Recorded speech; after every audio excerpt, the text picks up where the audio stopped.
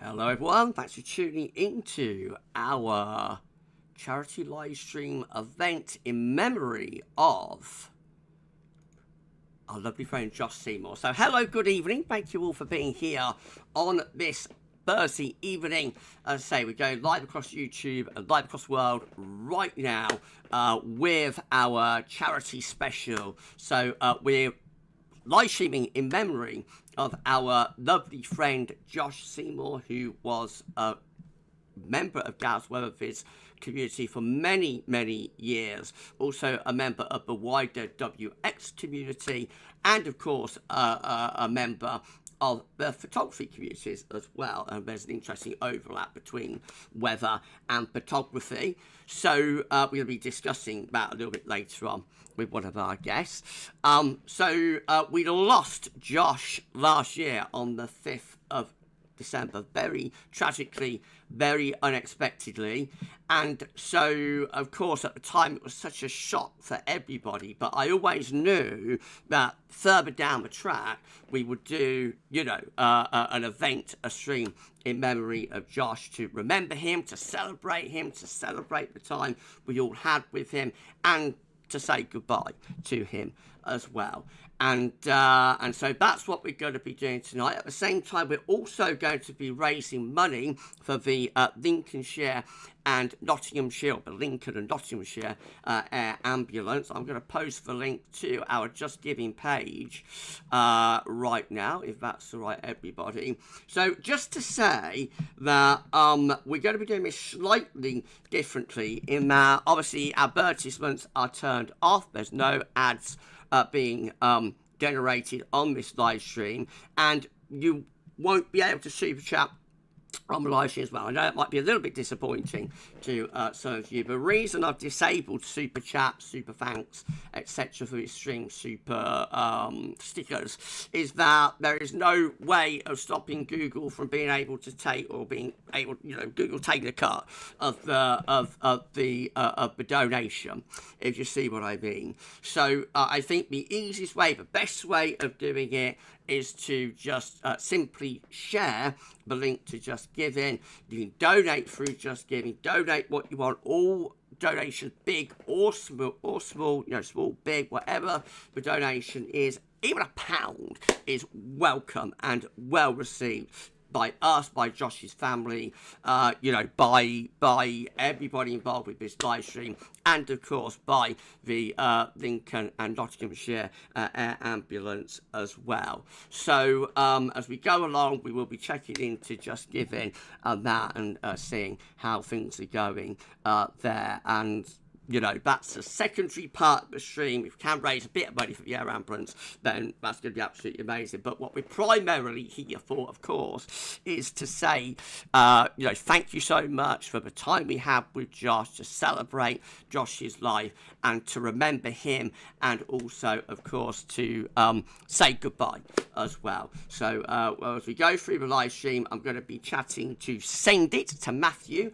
I'm going to be chatting to Send It. I'm going to be chatting to Mark Vaughan as well. We're going to discuss the long range with Mark Vaughan, and Mark's summer forecast is coming up at the weekend. Blimey, I think got a live stream special on Sunday, so we're going to discuss all of that. I'm going to talk to Sryan, hashtag Team Gab member Sryan Bruen, about the connection between weather and photography, which is a rather out of my comfort zone area, because I like a good photo, don't get me wrong, but I'm not a photographer in any way, shape or form. So to have that connection between weather and photography is going to be nice. And Sryan knew Josh quite well as well, so we're going to have a nice chat about that. Later on in the stream, probably about 9:30, something like that, I'm going to be chatting to Josh's partner Sophie. So we're going to have a little chat about Josh and about the time that she shared with him, and their life together, and that will be coming up towards the end of the live stream. We will be fitting in a bit of weather as well, of course. We've got to, haven't we? We are a weather channel in theory, so we'll be doing that as well. Have a look at the 12s there. Probably have a look at a bit of long range as well. And it's going to be a nice, wholesome 2-3 hour live stream. Something very different, very unusual to what I normally do. I haven't done a live stream since February. I don't know when the next live stream will be, to be honest. But, you know, we're here now. We're here, we're live, we're here right now. And we're doing it for Josh. Now, before I do anything else, though, to make sure that we're properly live streaming, I'm going to do a couple of things. So, Richard, the amazing Richard Short, and by the way, isn't the thumbnail on this live stream absolutely incredible? Thank you so much to Richard Short for our wonderful, wonderful thumbnail. Thank you so much, Rich. Though I've got to say, Rich has been on holiday, but he's back late, so Rich might find time to pop into the live chat later and say that I think at the minute is midway between Cheshire and Redcar. But anyway, Richard has brought that for me on air, so I've got to place that behind me, haven't I? So let's do that. Thank you so much, Rich, for getting me an on-air placard. Thank you so much. Oh, this Gav walking, you don't normally see that. It's, as I say, it's a one-off, true one-off live stream. And you've actually seen Gav, you know, walking. Oh, Gav's got legs. Who knew? Gav had legs. Goodness gracious me. And I don't know. No, there we go. That's been played. But, well, something doesn't look quite right there, does it? Something doesn't look quite right. I mean, you've got the placard there, and that's lovely. Thank you so much, Rich, for the placard. But I tell you what, we're not really live streaming. Gav's not really back until we put the light on, is he? So, again, let me get up. Oh my God, Gav has feet. SB! Right, so let me get up again. And let me place this here. But then what we're going to do is 3, 2, 1.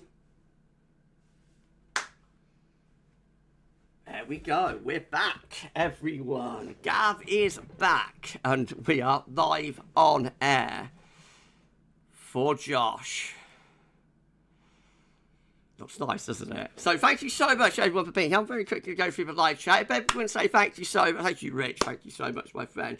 If everyone can say thank you so much to our moderators, we've got SB and James moderating at the moment. Other moderators might pop in as the stream goes along. So, you know, you might see other moderators a little bit later on. But at the moment, we've got SB and James with us. James not feeling too well, so he's like moderating in the background, but he is with us. I'm going to say hello to Neil Cutler, to my good friend Neil. Thank you so much for being here, my friend. Neil's going through quite a tough time at the moment. It does mean a great deal that you know, you are here with us, Neil. Thank you so much, my friend, for all of the support over all of the years. Thank you so much. Thank you so much. Right, okay. Well, I'm going to quickly go through the live chat, and then we should put our call into the first guest of the night, which, of course, is Sendit is going to be our first guest. Sendit's weather, Matthew. James, oh, you got the live light working again, Gav. Actually, I brought a new one, my friend, you know. I thought I got to, for Josh. I thought, you know, we're not really live streaming until we've got live on air line, are we? So I thought for Josh, we'd do that. And in a moment, you're going to see me game of Gav headphones as well, by the way. But let's quickly go through the live chat anyway. Hello to Josh's mum, and to Sophie, to Linda, and to Sophie watching what we're doing. Hello to you. You had a lovely, wonderful son, and thank you so much for sharing him with us, Linda. And Sophie had an amazing partner. Again, thank you so much for sharing Josh with us, and the love we feel for Josh is the reason that we are doing this live stream tonight, as I know you know. And hello to any other of you know, Josh's friends, family that might be watching watching this stream right now. Hello, good evening. Thank you so much for for being here and for helping to support what we're doing. Now, I'm going to go through the live chat very quickly, and then we will start chatting. I'll start chatting to our first guest, Matthew, to send it. Right, okay, so hello to Boston Weather. Good evening to you, my friend. Thank you so much to Boston Weather for being on live stream. Finley Boy here as well. Hello to you. Thanks so much for being here. I'm a local furry. Scotland is here as well. Good evening, my friends. Romy McCotswolds, Asia Major, is with us too. Hi, all. Look forward to it. Thanks for organising this Gam. It's an amazing thing to do, Asia. Thank you so much, my friend. It's my pleasure. As I always knew I was going to do something in memory of our lovely friend Josh, back in December when we lost him. And this is the right day, the right time, the right moment for doing that. Of course, it's Josh's 25th birthday today, so happy, heavenly 25th birthday to Josh. That's the reason we're doing it on this day in particular, actually. So, we're remembering Josh, celebrating Josh, saying goodbye to Josh on his 25th birthday, which I think is a wonderful thing to be doing. I can't think of anything better, but I would rather be doing tonight than doing that, absolutely nothing whatsoever. Hello to Matthew Orchard, good evening to you. Thank you so much, my friend. Remember, Josh, wishing everyone a great live stream. Thanks, Gab. It's going to be special. I hope it is. I hope it's a special evening for everyone. Hello to SB, moderating for us. Good evening to you, Celestial. Always be out for SB to me, Bo. Good evening to you, SB. Hello to Isabel Gallagher. Thank you so much for the subscription, Isabel. Right, okay, let's come down. Hello to Jessica Jory. Good evening to you, my friend. Thank you so much for being on a live stream. I've got 50 concurrent viewers with 91. Hold on. You're at 19 likes, 51 concurrent, 19 likes. That's pretty decent. That's pretty decent considering I haven't live streamed for over 3 months. Actually, that's pretty amazing. Thank you so much for the support. I thought, I wasn't sure how many concurrent viewers we had, but I think 50 and 19 likes is pretty decent, considering I haven't done this for over 3 months. So I actually didn't wonder whether I'd remember how to start. But I have been doing a few channel member streams, haven't I? Channel members. So, no, it's not like I've been completely absent from live streaming, but yeah, I haven't done like a public live stream for a very, very long time. Last was 17th of February, I think, really long time ago. Right, hello to Laura Johnson, Trader Nature Show. Good evening to you, Laura. Thank you so much for being on our charity live stream tonight. Good evening to Anne Smith. Hello to you, Anne. Thank you so much for being here. We've got Shoot on our live stream as well. Hello to you, Shoot. Thank you so much for being here. Sryan, good evening to you. Hashtag Team Gab member Sryan Bruen. Good evening all. I hope you can make this stream a worthwhile cause and special one in memory of our friend Josh. Defo, my friend. Defo, thank you so much. It's a lovely show. I'll be chatting to you later, Sryan. Gonna be nice. We had a little test run last night, didn't we? Went okay. Right, hello to Adrian. Hope you're doing well, Reverend Cotswolds. Here's to a lovely live stream as we remember Josh. Thank you so much, my friend, for being here. Anthony saying 2,351 lightning strikes recorded within 50 km of my house today, according to the data from Blitz Talk. I don't know how to pronounce that. I know what you mean, Mo, and that's a lot of lightning. That's a lot of lightning, isn't it? Hello to Neil. Good evening to Neil Cutler. Thank you so much to my amazing friend Neil for being on a live stream. I've got Graham Dolan here. Hello to you, my friend. Thank you so much for being here. And we've got Barb Mack. Hello to you. Thank you so much for being on the live stream. Adam Blunston is here as well. Good evening to you, Adam. Thank you so much for being here. Paul James is on our live stream. Good evening to you, Paul. So much, my friend, for being here. We've got Roberto in with us tonight. Good evening to you, Roberto. Thank you so much for being here. Ethan Harris, R.I.P. Josh Seymour. I hope everyone is doing well. Thank you so much, Ethan.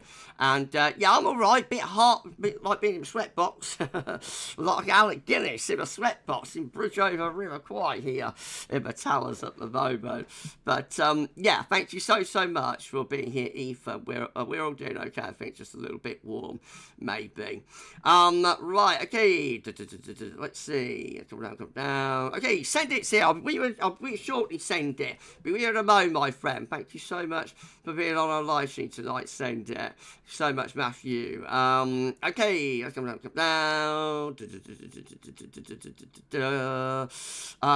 Who else can I shout out? Hello, Shoot. Good evening to you, Shoot. So much Shoot for being on live stream tonight. Hello to Metsu. Patrick Nan is here. Hi, Gav. Rain, please. Well, let's hope so, my friend. Let's hope so. I could do with a drop in my towels, I have to say. Hello to Mark Kinesh. Good evening to you, my friend. Hi, Gav. And also, I can't be on tonight. Do have a look after my mum. With her not being too good. Oh, right, okay, I'll give you a message a little bit later on and see what's happened, my friend. I know your mum is going through it a little bit at the moment. But want to say, thinking of Josh and his family, and watch this later on, catch up. Thank you so much, my friend. You watch it on demand whenever you can. All the best to you and your lovely, lovely mum, Mark. And I will message you, you know where, either later tonight or after, after the live stream, or it'll be tomorrow. Hello to Alfie's. Good evening to you. Good evening, Gav. Today marked the 6th consecutive day where temperatures reached 35 degrees at reached 32, I should say, at Heathrow. Blimey, it's certainly high. Not the heat so much here, it's like the humidity, though. Humidity is absolutely crazy. And Shoot, I'm down at the bottom of live chat, by the way. Hello to the bottom of live chat. Shoot, saying loads of records were broken during a bank holiday. It was an interesting couple of days where records falling left, right, and centre weren't there. Absolutely unbelievable, this heat wave. This is phenomenal. This heat wave has been absolutely phenomenal. Like, the way, because this was a colder than average month, like, just a week or something ago. The way this heat wave has, like, switched the month from being, like, a cooler, colder than average month, being substantially above average is really, really unusual, really strange. And, this will feature as a historic video at some point. There's no whether it will feature, like, on its own as a one-off month, as May 2025, 26, or whether it will be featuring as, like, a seasonal thing, I don't know, or even within a year historic video. But this month will definitely feature as a historic video, because what we have been through over this past week is historic in that, it's the heat has, like the record's been obliterated for me, and, like, it is switched what was shaping up to be quite a cool month, quite a cold month, into a substantially warmer than average month, which is very, very strange and very, very unusual. Right, okay, so it's going to be time to Neil. No, James, no heat waves for me. And Neil saying humidity horrible at the moment. It really is. I'm like, blimey, it's like being I'm like Alec Guinness in a sweatbox. I'm pretty sure over River Quiet. Anyway, it's time to do our first call. So once again, everyone, if you can consider giving a donation to the Air Ambulance, that would be amazing. We have gone past our target of £100. We're currently at £137. So thank you so much to everyone who has donated so far. Message from David Seymour, my little man. We miss you so much. Love you so much, Josh. Thank you, Gav, for setting this up. It's no problem at all, my friend. I hope, the stream is a nice 3 hours for you. I know it's going to be incredibly sad. I've done this myself for my mum 3 years ago, and so I know this is going to be a hard night for you and Sophie and Linda and the rest of the family. But like, I hope that we come away, or you come away with this, and it's a nice, it's a nice thing that we've done. And thank you so much, my friend, and it is my pleasure to be doing this for you and for Josh, you know, at this point. As I said, I can't think of anything that I would rather be doing right now than doing this.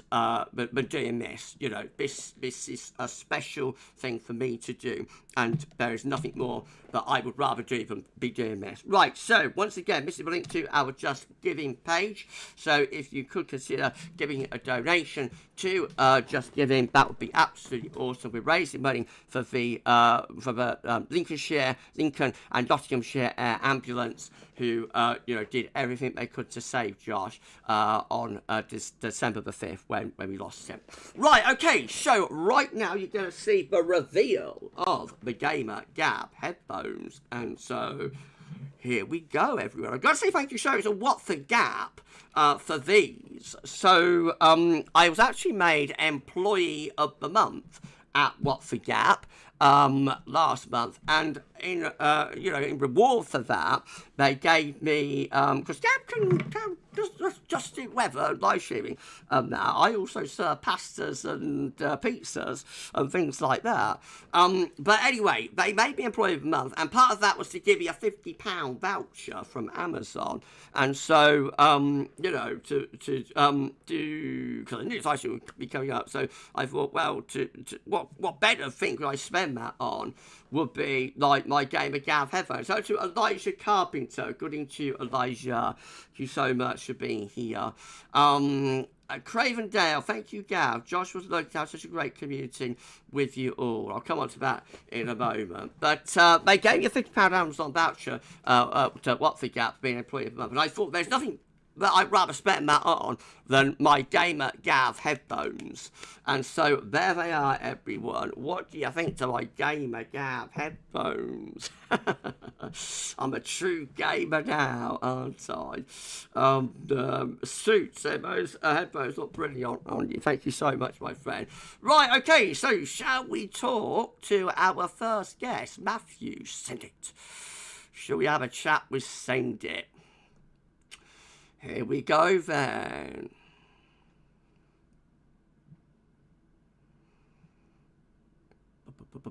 Hello. Hello, Send It.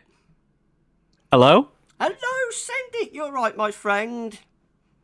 Evening, Gav. You all right? I'm not too bad. Can you hear me all right, Send It?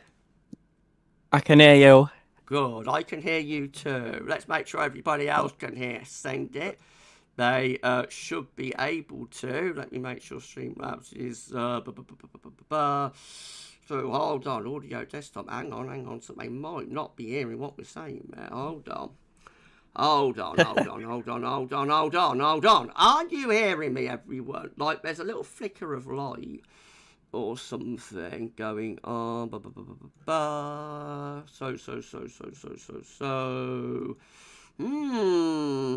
Oh dear. I reckon they might not be hearing what we're saying.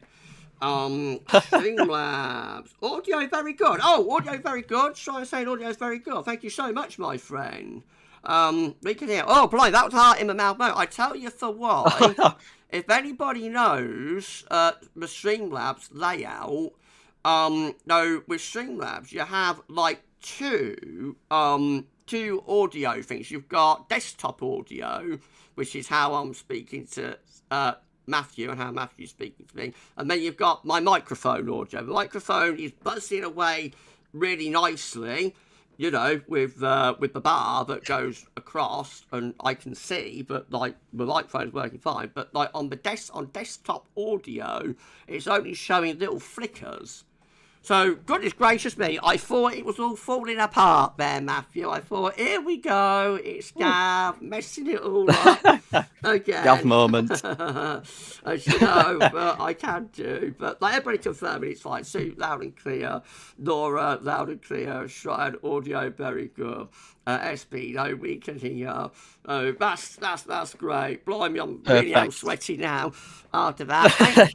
Thank you, live stream gods, for giving me a heart in the mouth moment there. Right, hello, Send It. Hello, Matthew. Thank you so much, my friend, for being on our charity live stream tonight. How are you, Matthew? Not too bad. Hello, everyone. Hopefully you're all doing well today for this live stream that Gav set up, you know, to thingy for his family. It's a lovely thing that he's doing. I just wanted to say that at the start. Thank you so much, my friend. Well, I wasn't ever not going to do this live stream. You know, I knew back in No. December that we would do something to remember lovely Yeah. Josh. Something special, something different, something one-off. Not just a stream with me, like doing a regular live stream, but a stream where we were bringing guests and we'd chat. I'd chat and, you know, and we'd raise money as well. Isn't that incredible amount to have raised so far, Matthew? £137 have been raised so far. We're now up to unbelievable £172.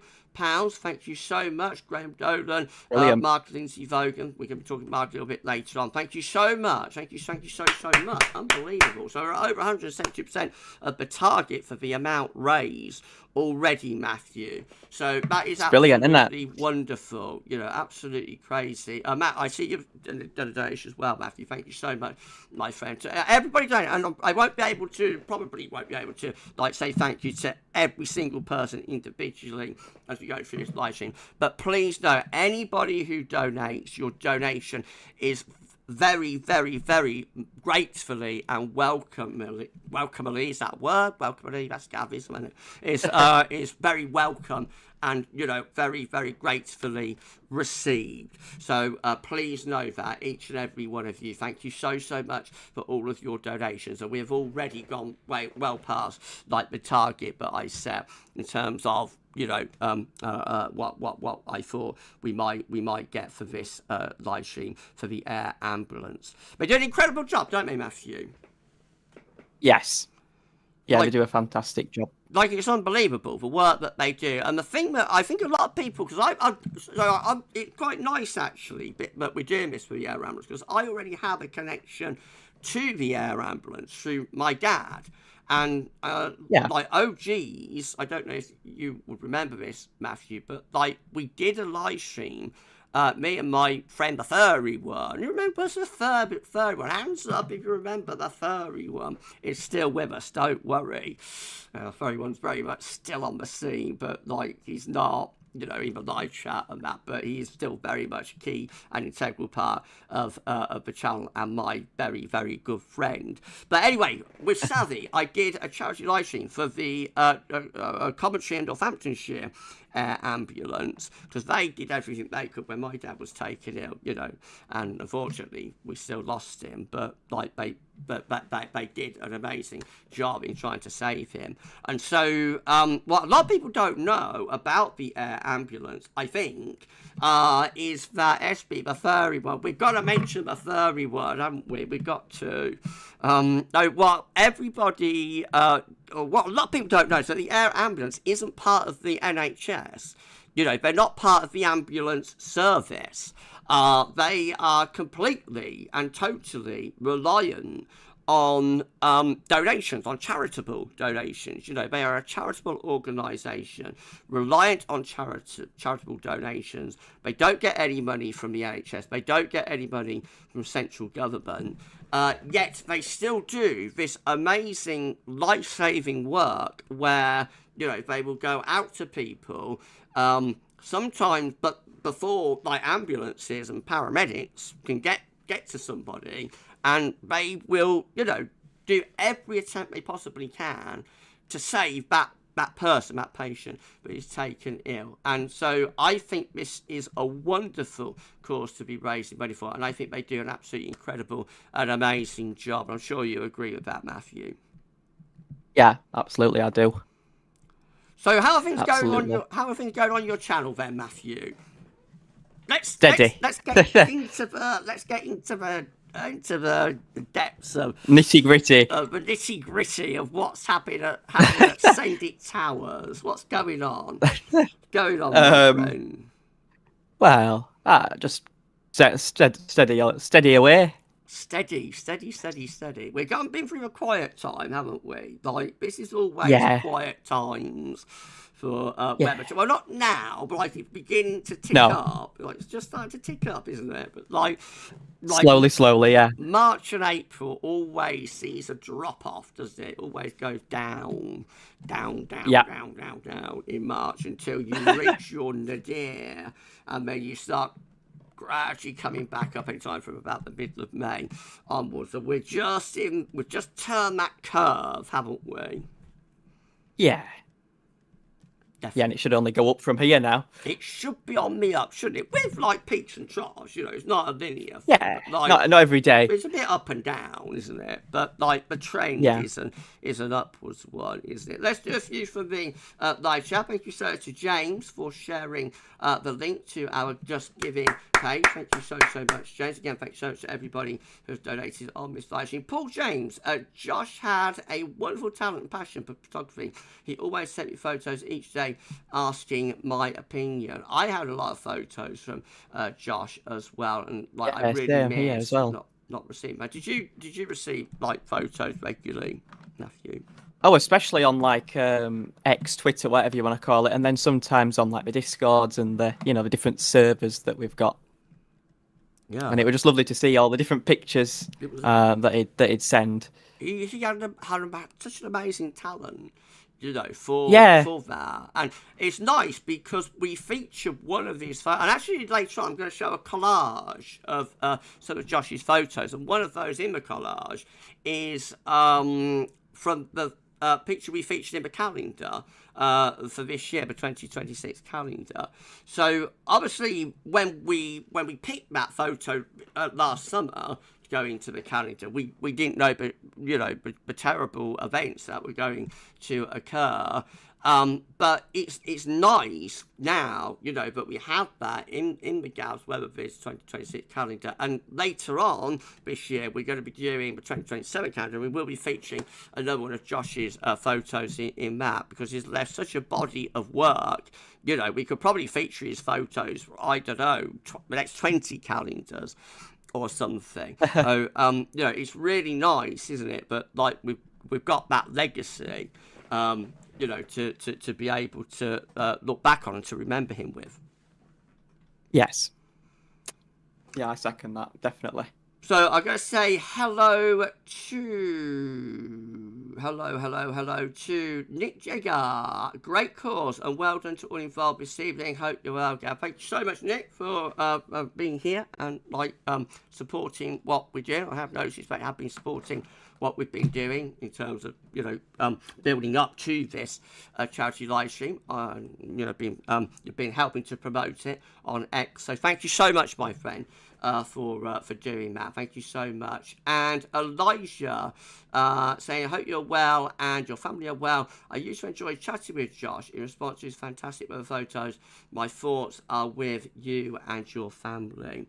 So Cravendale, let's have a look. Cravendale. Thank you. So, yes, Cravendale. Cravendale is Josh's dad. Okay, Dave Seymour. So I have missed that. I'm so sorry, my friend. As I've been chatting, sometimes I do miss, and this has always been a flaw with me. I've been live streaming for a very long time now. 2019, when I first started live streaming, I would say it's like 2020, 2021 when I started doing it properly. And it took me a long while to do it at a proper level. But sometimes, even now, I do still miss some comments that are posted into the live chat. So I hadn't noticed. Cravendale. Thank you, Gav. Josh was lovely to have such an amazing community. And Cravendale Ben says, I'm Josh's dad, Dave Seymour. So thank you so much, my friend. Thank you so much for being here on this live stream. You had, please let me tell you, you had a wonderful son. And he was absolutely the bee's knees. He was so great. He was so wonderful. And that is the reason that we're doing this, not just as GavsWeatherVids, as the GavsWeatherVids community, but as the wider WX community as well. The reason that we want to do this, and we need to do this, is because your son was absolutely wonderful, my friend. So thank you so much for sharing Josh with all of us. And this live stream is in celebration of that. This live stream is in celebration of the fact that Josh was shared with us, and you shared Josh with us, and so did Linda, of course, and Sophie as well. Oh, thank you so much, my friend. I know it's going to be a sad night for you, but hopefully it will also be something nice and something worthwhile and something wholesome to look back on as well. Thank you so much to Josh's dad. Thank you so much, my friend, for being in the live chat and being on this live stream tonight, Dave. That's amazing, isn't it? That's amazing, isn't it, Matthew? Yeah. How wonderful. Yeah, it's just brilliant that the whole, for this sort of thing, that the whole, weather community can, come together and, I don't really know how to put it, but yeah, come together, I guess. We've come together and like we're doing something positive because there is a lot of negativity online generally. I won't say like in the weather community, like there's just so much negativity online. It doesn't matter where you go, there's lots of people are very down. Lots of people are having arguments about, and occasionally I might have got myself involved in a few things that I shouldn't have got myself involved with online as well, but like that's by the by. Tonight we're doing something that is purely for positivity, for love, and to celebrate. Josh, and I think that's a lovely thing to be doing. And I say I can't think of anything that I'd rather be doing right now. So, Matthew, what is coming up, my friend, in Sendit's Towers? Like, what are you planning? What's in the pipeline for you, my friend? Well, lots of things, to be fair. But obviously I've got some sort of controversial ones that are on the back burner. Oh, Matthew! I had to delay them because I went on holiday. Blimey! Any hints about where we're going with that, or not really? All I'll say is myths. Myths. So you're going to be debunking weather myths. Debunking, yeah. Debunking. Okay, right. Well, that's going to be interesting. Like, I don't go in that direction. Like, I always stay away from anything like that. I suppose I'm quite boring, really. Like, I just do like the regular morning forecast, and like James knows them all. All right, James. Of course you do. I'll be giving you a call tomorrow and finding out what's going on. No, but like I just do like morning forecast. I just do like the 10 to 14 day forecast, and I do long range as well. And long range is a bit controversial, I guess, some of the stuff we do with that. So I like solar activity and that. There's a bit of controversy with that. But like I don't really stray into controversial territory. Sryan, no, Gav, you're not boring. Haha. No, not boring. I wouldn't say I'm not boring. Like, I'm not boring as a presenter. Hopefully I'm not. I might be. I don't know. but I might be boring with the content, but repetition. My content is very, very repetitious, if that's a word, not sure.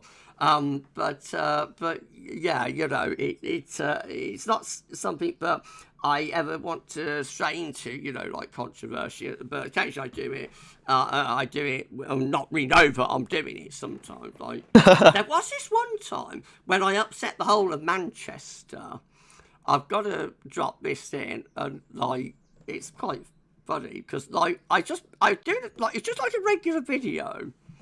I don't know if you've ever had anything like this, Matthew, but I was like doing this regular video, and I do like the ensemble thing, and I pick out yeah. So this one day I picked out Manchester. No, just randomly. Like I would often do like London, Birmingham, Manchester, Edinburgh, like this. Anyway, I a wet period, and I just made this throwaway line, like this throwaway comment, like it's gonna be something like, I can't remember because it's quite a few years ago now. Something like it's gonna be very wet at Manchester, but then it always is. And like it always is very wet because it rains a lot. It is. Well, that's like a bit of myth, isn't it? But It's similar to Barnsley. like there were a lot of very, very upset people. Like some people got really upset about that. And like at the time when I said it, when I did it, I didn't think anything about it. Like, and then I released a video of that. And then about a couple of hours later, I went back to the comments, and like there were some really, really, really irate and upset people. Having a real go at me. So you do have to be careful when you stray into like controversy. I will say like it's good that you're doing that, you know, exploring new avenues. No, it's a one-off. But you do have to be quite careful, you know. But yes. you don't find yourself upsetting. You don't offend half the community. People you didn't mean to upset in any way, shape, or form. But when will that be coming up? Would you say, my friend? Well, to be fair, it was meant to be released about 2 weeks ago, but then I went on holiday, so probably in a week or two's time. Make it look good. Well, there you go. We'll wait and see. We'll wait and see, my friend. Max1683. What's his new thing with where account pretending to lead Twitter?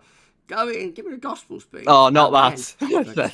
I wonder, my friend. I wonder. I don't know. Perhaps people just can't give it up. You know, perhaps people just can't give it up. But people just get fed up. So nature show. Doubts for strangers folk. Oh, that's what my mum used to say. Mum used to say that. No, you got that coming up. Anything else in the pipeline, my friend? Anything else on the back burner or what? To be honest, not really. Obviously, I've got to ramp up the winter content this year. Yeah, of course. But that's at the end of the year. You're very close to your next target, aren't you? Yeah. Oh, hello, Ben. Ben's here. Hello, lovely, lovely Ben. Hello to you, my friend. You're very close to your next sub-target, aren't you, Matthew? Yeah. Yeah, 4K. How many? 4,000. How many? 4,000 subscribers. Goodness gracious me. Do you know how long it took me to get GavsWeatherVids to 4,000 subscribers? That took me something like, I don't know, probably about, So I started, well, the thing with me is, of course, I had my original YouTube channel first.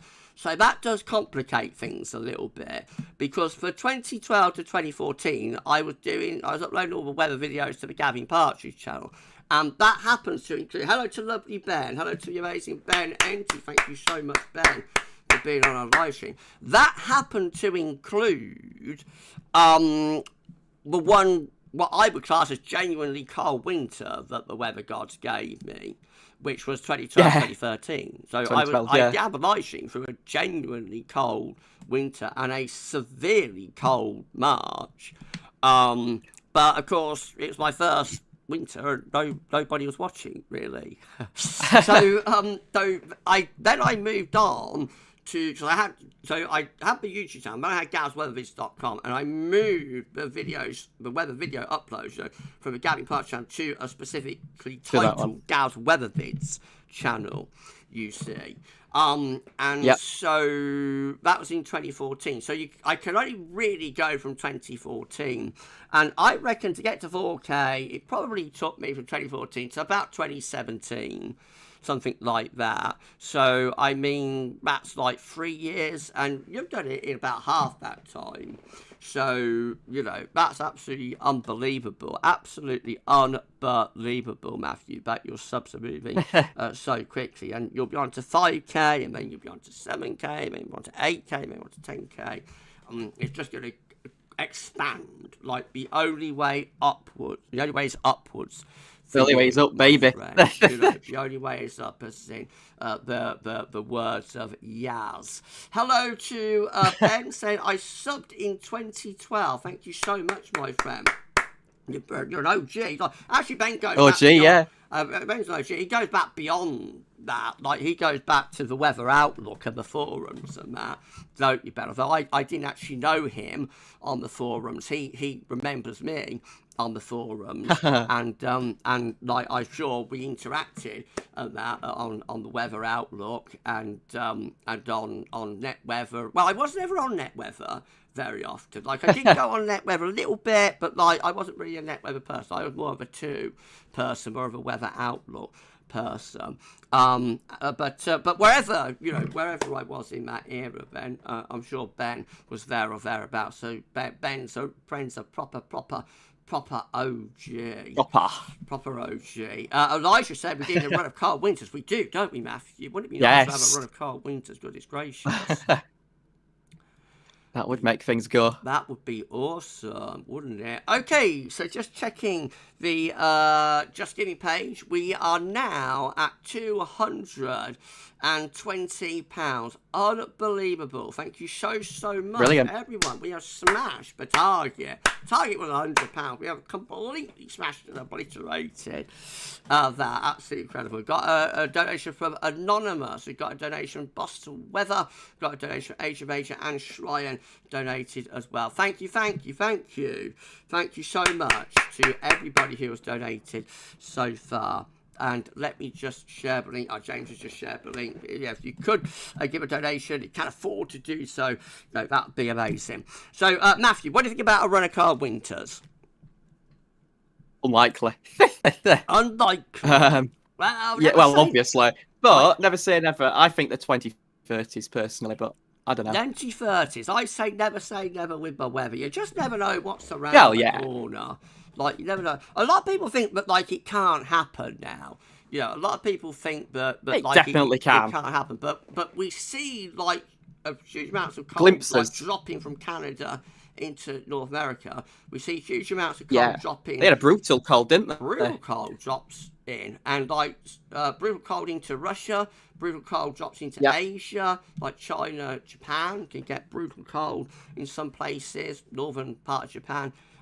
Though it's the pattern that counts. Obviously, we are in an overall warming trend, but like we see from like the rest of the northern hemisphere, that when the pattern is in the right position, when the block essentially, when that blocking area of high pressure is in the right position, the jet stream is in the right position, you know, it can still get extremely cold. The only thing for us, of course, is that it has always been marginal here, or a lot of the time, it's very marginal because of where we are placed next to the warm Atlantic Ocean.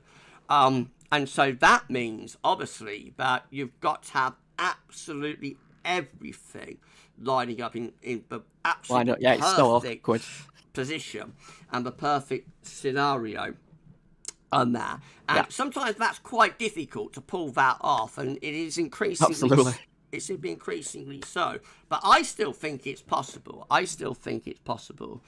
yeah. I think we could do. I think we could get. I think we'll still have a brutal cold at winter at some point. Obviously, we can't say when, but I just think, you know, within a warming trend, there's always anomalies, and we've seen that around the world. It can always happen. It'll be like a one-off, probably. Hello to Rebecca Seymour.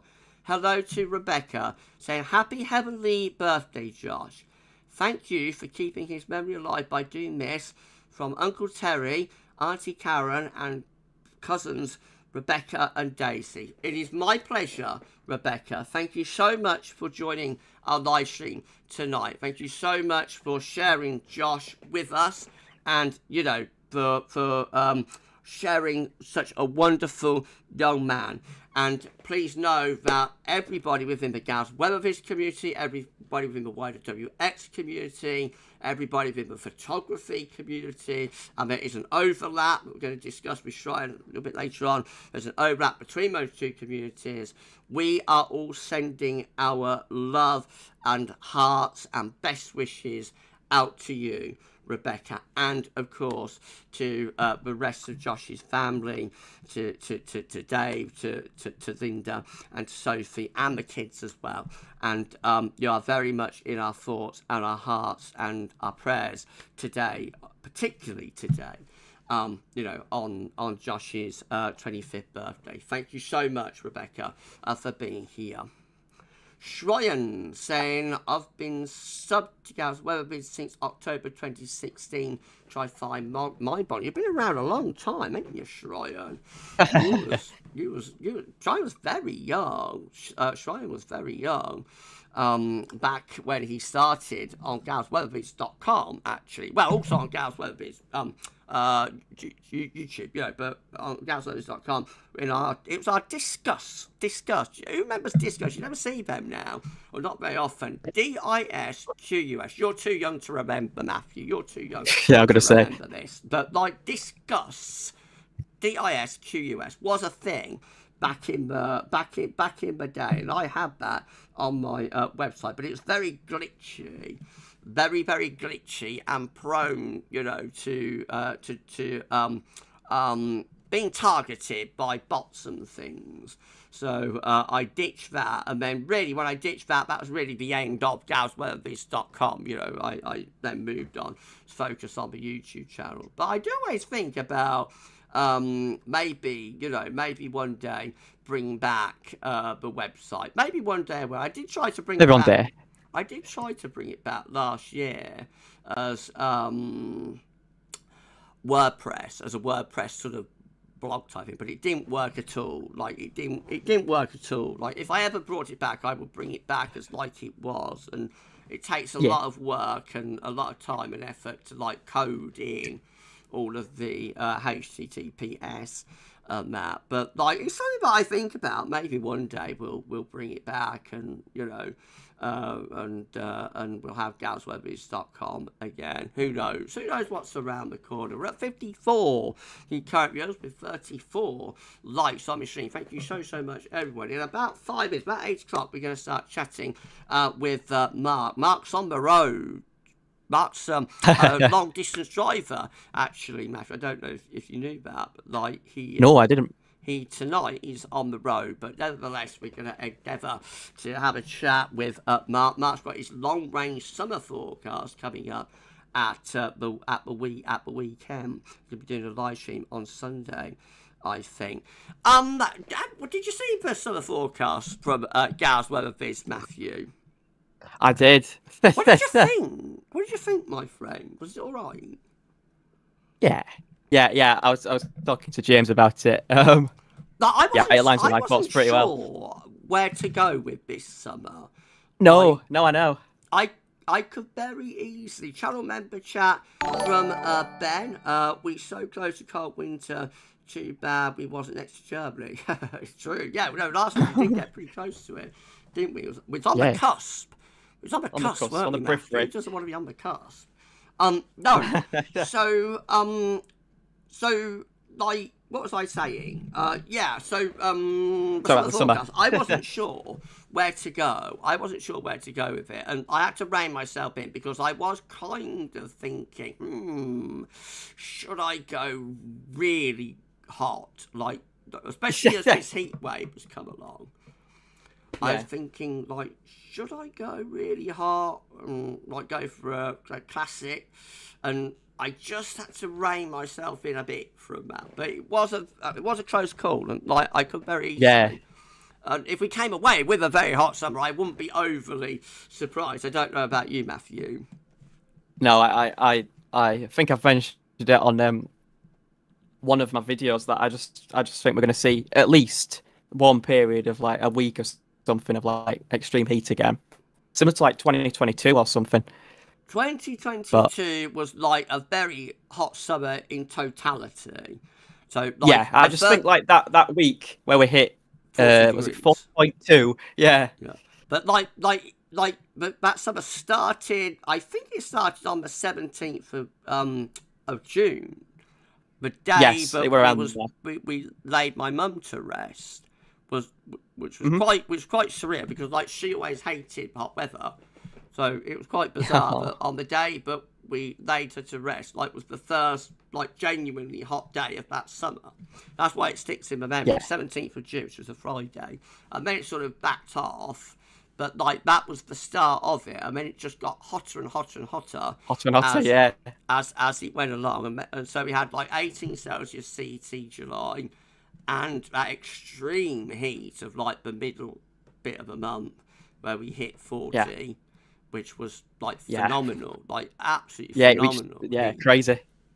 Like I remember opening the door here the back door, and like it was like opening an oven. Like it was literally like opening an oven door. You know, a fan oven, like the heat. Yeah. So we had that. We also had, but a lot of people forget. But like August, certainly the first half of it anyway, was really hot as well. Like August, I think had something like an 18 Celsius CT again, and that's the first 18 Celsius CT August for something like 20 years. I had to go back 2003. Whilst it did break a bit in the second half of the month, and you know later on it got a bit more unsettled. It was a pair of really hot months. You know, to get to 18 Celsius for CT for 2 consecutive months, July and August, is very Ridiculous. unusual. Like very unusual. It has happened in the past. You know, it's happened in sort of the hottest summers, like 1995, for example. But like it was a proper genuine hot summer, and I don't know if we're going to be able to get that this summer.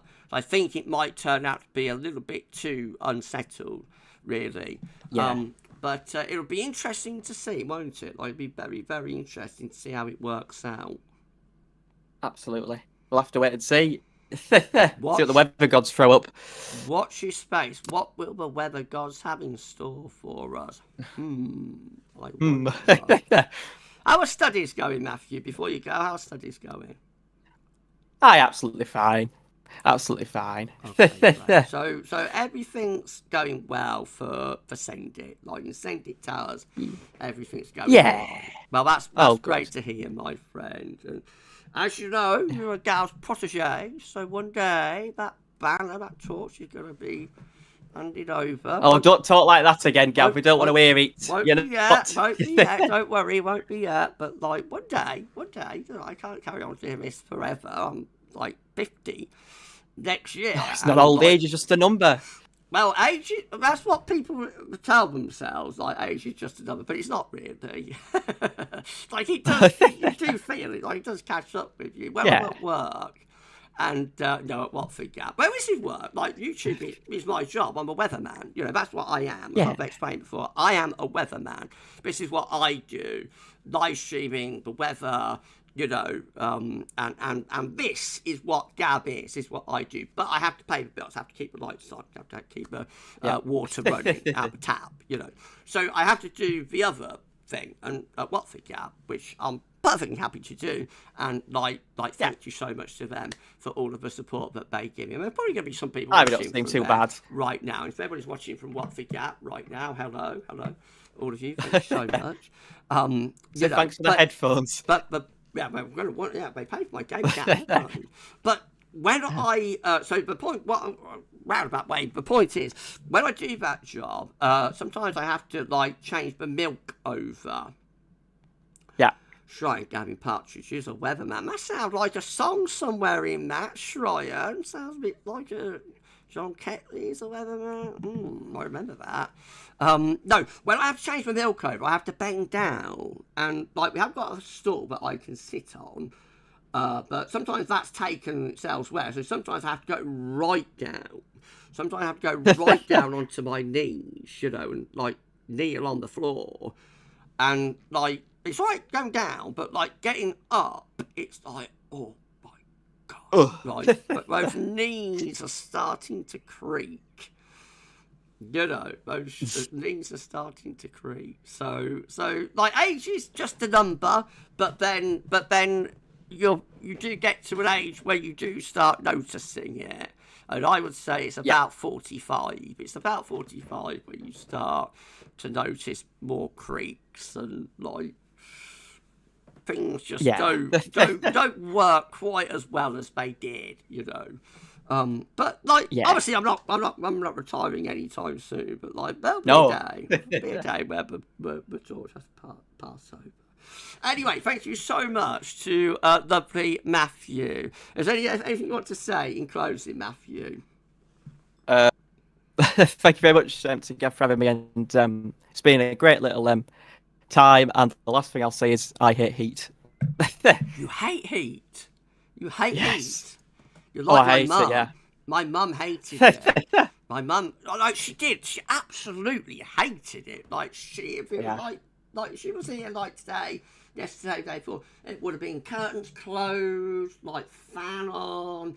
Yeah. And she would have still been like, I can't stand it. When's it breaking down, Gavin? And of course, it would be my fault, as like, that we got this. It would be my fault, as I'm the weatherman. Oh, I always get told that. And Yeah, you do, don't you? If you're the weatherman, it's Yeah. always your fault, isn't it?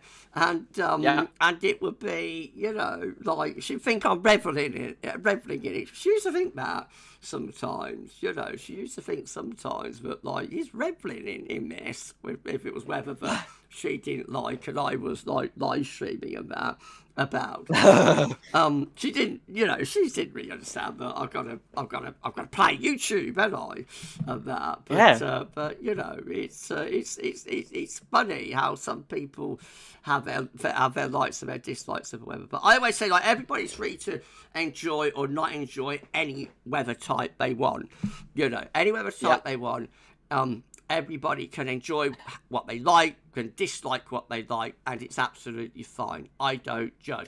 Yeah. Some people I notice in the comments like do judge other people for their weather preferences and that, which I don't really think. Whatever, innit? I don't think that's fair, to be honest. No, not at all. Right, so anyway, I'm going to let you get on, and we're going to talk to Mark in a moment. But thank you so much, Matthew, for joining me on this live stream tonight. I hope you're doing okay, my friend. I know you are. I know your channel is going absolutely amazingly well, and like you're just on the up and on the up and on the up and on the up and on the up. And maybe James is right. Maybe eventually it'll be send it with a million. Send it with a million.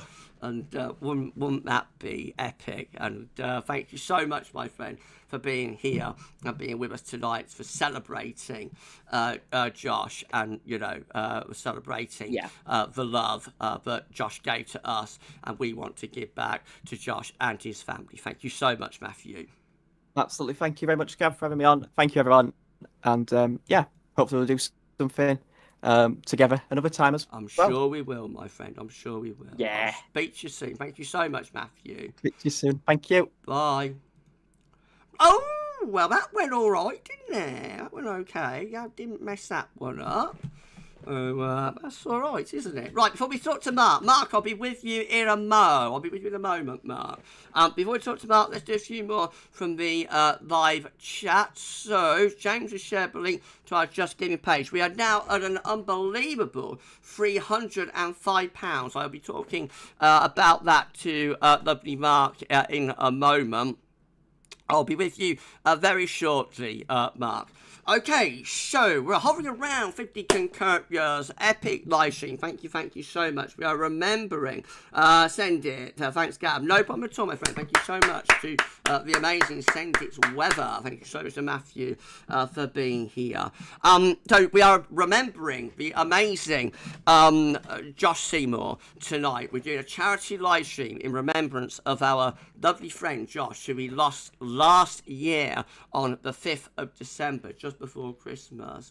Molly is asking what happened to Josh. I went to college with him. We're going to discuss that a little bit later on in the live stream. We won't talk about it very much because it's not why we're here. Why we're here is to celebrate Josh, and to celebrate the life that he had and the love that he shared with us, to celebrate the fact that Josh was shared with us. That is the reason that we're here. But we will mention a little bit, just a very slight thing, what happened a little bit later on in the live stream. But I don't want to talk too much about that at this stage, Molly, if that's all right. But please know it was a very tragic and sudden passing, and it was such a shock at the time, which is why I didn't do anything like this at the time, because everybody got to I got to deal with their grief and their shock what happened. But I always knew that later on we would do something for Josh like this. And as I say, I think it's a lovely thing that we are doing tonight, but the communities are coming together and doing something positive and nice. So let's have a few more from the live chat, and then I'm going to talk to Mark. I'll be with you in a couple of minutes, Mark. Okay, so SB, if there's going to be 40 degrees again, shove it away from me. We will try to, SB. Me and you build up a wall. Why don't we build up a wall somewhere around Birmingham? Just build up, and it can stay there. It can stay there and not come over to us over in the east. How does that sound, SB?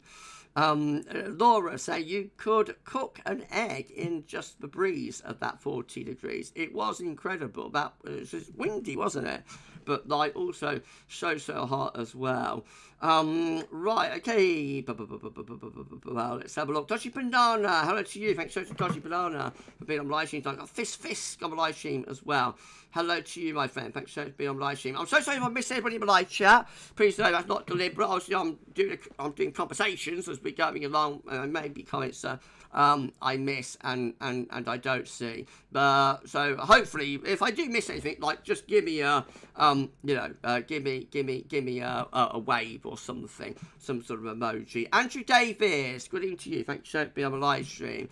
Molly said I may need to go. Got to put Charles into bed. No problem at all, Molly. This video, but this live stream will be like a video that you can watch anytime on demand. It's not going anywhere. This will be part of GavsWeatherVids back catalogue, if you like, of both videos and live streams, or live stream videos, however you want to think about it, forever. Like, it's not going to go anywhere. So at any point, anybody can like check out and then come back later, later tonight, come back tomorrow, come back at the weekend and catch up with it, and that's how a lot of people do with live streams, that's how a lot of live streams work. But a lot of people that will watch after the event, won't watch actually on the night when it's live.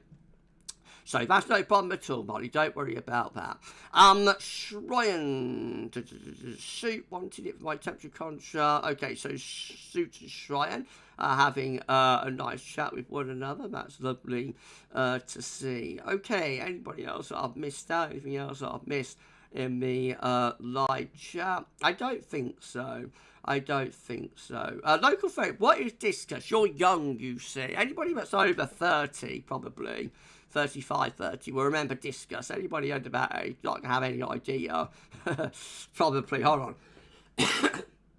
There we go. First cough. It would be a Gav live stream without a cough. Right. Okay. Well, I'm going to come down to the bottom of the live chat again. Hello to Saber Bees. Hello to you, Saber Bees. I've got to say thank you to B as well. Our lovely friend B, who gave a donation, I noticed, a little bit later on. Oh, Daniel. It's Daniel. Snow Dreamer. Hello to you, my friend. Thank you so much to Snow Dreamer being on the live stream. Daniel saying, hi all, your favourite Snow Dreamer here. Thank you so much, Dan. Sending my best wishes to Josh's family and friends.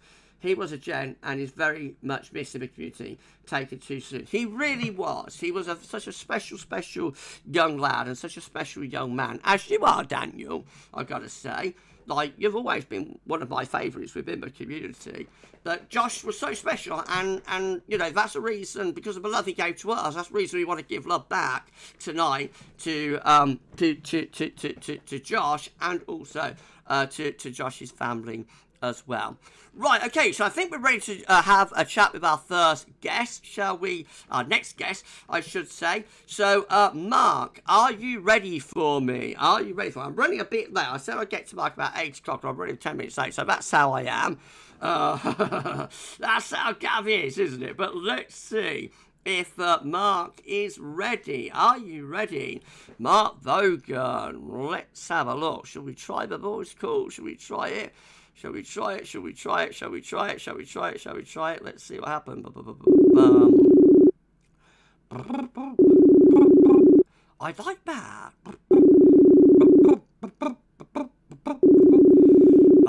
Mark, are you there, Mark? Hello. Very good evening. Hello. It's the one and only Mark Vaughan. Hello to you, my friend. How you doing? Good evening, everybody. How you doing? I am so sorry, Mark, but I am running late. If everybody can confirm they're hearing Mark okay in the live chat, there's no reason why they shouldn't be. But, like, you know, if everybody can confirm anyway, that would be absolutely lovely if everybody can confirm that. I think it's... No reason to apologise. Actually, did you see what happened with Matthew? Like, with the audio? Well, I basically, at the very beginning. So, do you use Streamlabs or OBS? Well, anyway, on Streamlabs, you've got two audio things in like the box. You've got like the microphone, which you get like a bar that runs across to show that like it's receiving input. Okay. So you get that, and then but you also have a desktop audio as well. And when I did the call with Matthew, the microphone. The microphone bar was fine, that was showing input. The desktop, though, was, like, doing nothing, really. You had a flicker, you know, the odd flicker of life. But basically, panic moment. Basically, it wasn't doing anything. And, like, I thought, here we go. Adam Blunton, it's fine, guys. Yeah, Ben, say we hear Ben. It was clear as day. I was listening through the Bluetooth here and, as I'm driving along, and it was clear as crystal, both of you. They really gave me a heart in the mouth moment, you know, Streamlabs. I suppose that's probably more Discord, actually, than Streamlabs. But anyway, it was a heart in the mouth moment, but all was good. Sryan is saying hello to you. Hello, Mark. Hey, Mark. Good evening, Sryan. Hope you're doing well, my friend. And MK1973, hello to you, my friend. Gab, I can hear Mark. Okay, so they can hear you. All right, Mark. Thank you so much, the amazing Mark Logan, for being on our show. I'll chat in a moment, Thank you Mark. for having me. It's an honour. No problem. I'll chat in a moment. I just want to go through the latest donations that we've had, if that's all right. So our charity page, Just Giving page, is now at £313. I set the target at 100, and so I've seen that. So you've more than trebled. We've obliterated. We are basically done now what the maximum temperature did yesterday for the May record.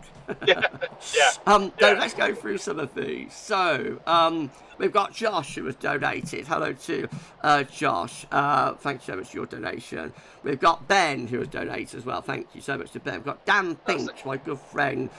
Mark Clifford, aka Dan Finchella, aka the man of many names, aka the man of mystery, aka Snowwatch GB. You know, Dan goes under many different names. But thank you so much, my friend. Fantastic. We've got Thank you. We've got Daniv. Hello to you. Thanks so much for your donation. And my lovely friend Brian Mack has donated as well. Hello to you.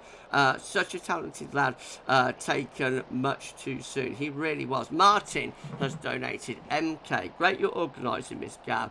What a lovely way to remember your friend Josh, thinking of his family and friends. Of course we are.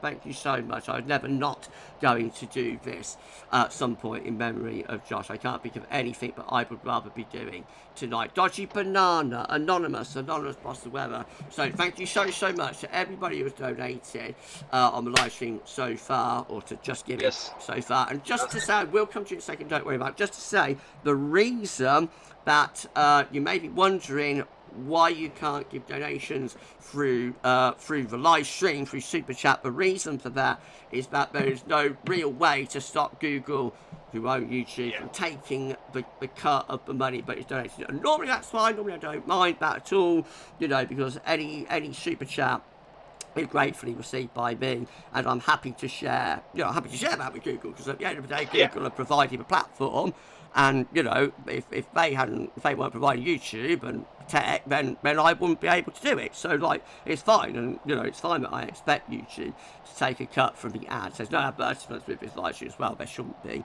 It's fine that Google take a cut, but, like, for charity night, then I thought the best thing to do was like to just turn off the ads, of course, turn off the super chat, super thanks, etc., and just do it purely through Just Giving It. And that way we know that every single penny that's donated will go to the charity, and there's no question about how much Google is getting and whatnot.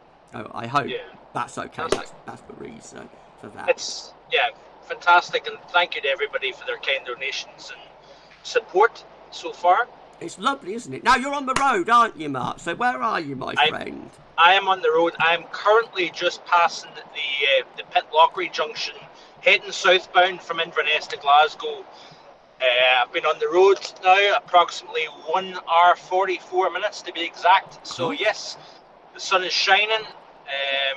Been enjoying the live charity stream so far. Just want to say a massive hello to Josh's family as well, and I'm very mindful of this day for yous, and Okay, so Danny IV is Matthew's mum. So that donation came from Matthew's mum. Thank you so much to Matthew Matthew's lovely mum, for that donation as well. Of course, thank you so much. Yeah. So is that of course, and we all support everything that you said, Mark. So like Josh's family very much in our thoughts, and we friends as well. We've had some of Josh's friends coming on the live streaming to the live chat as well, and like our hearts just go out to everybody, don't they, within Josh's family and friends. It's a very difficult day, but we're together and we're celebrating Josh's life together, which I think is fantastic. And that is what I wanted to come out of this, but it's a celebration as much as anything. Like, we are going to say goodbye to Josh as well. We're going to have to do that at the end of the live stream. That's going to be very hard for all of us, of course. Yeah.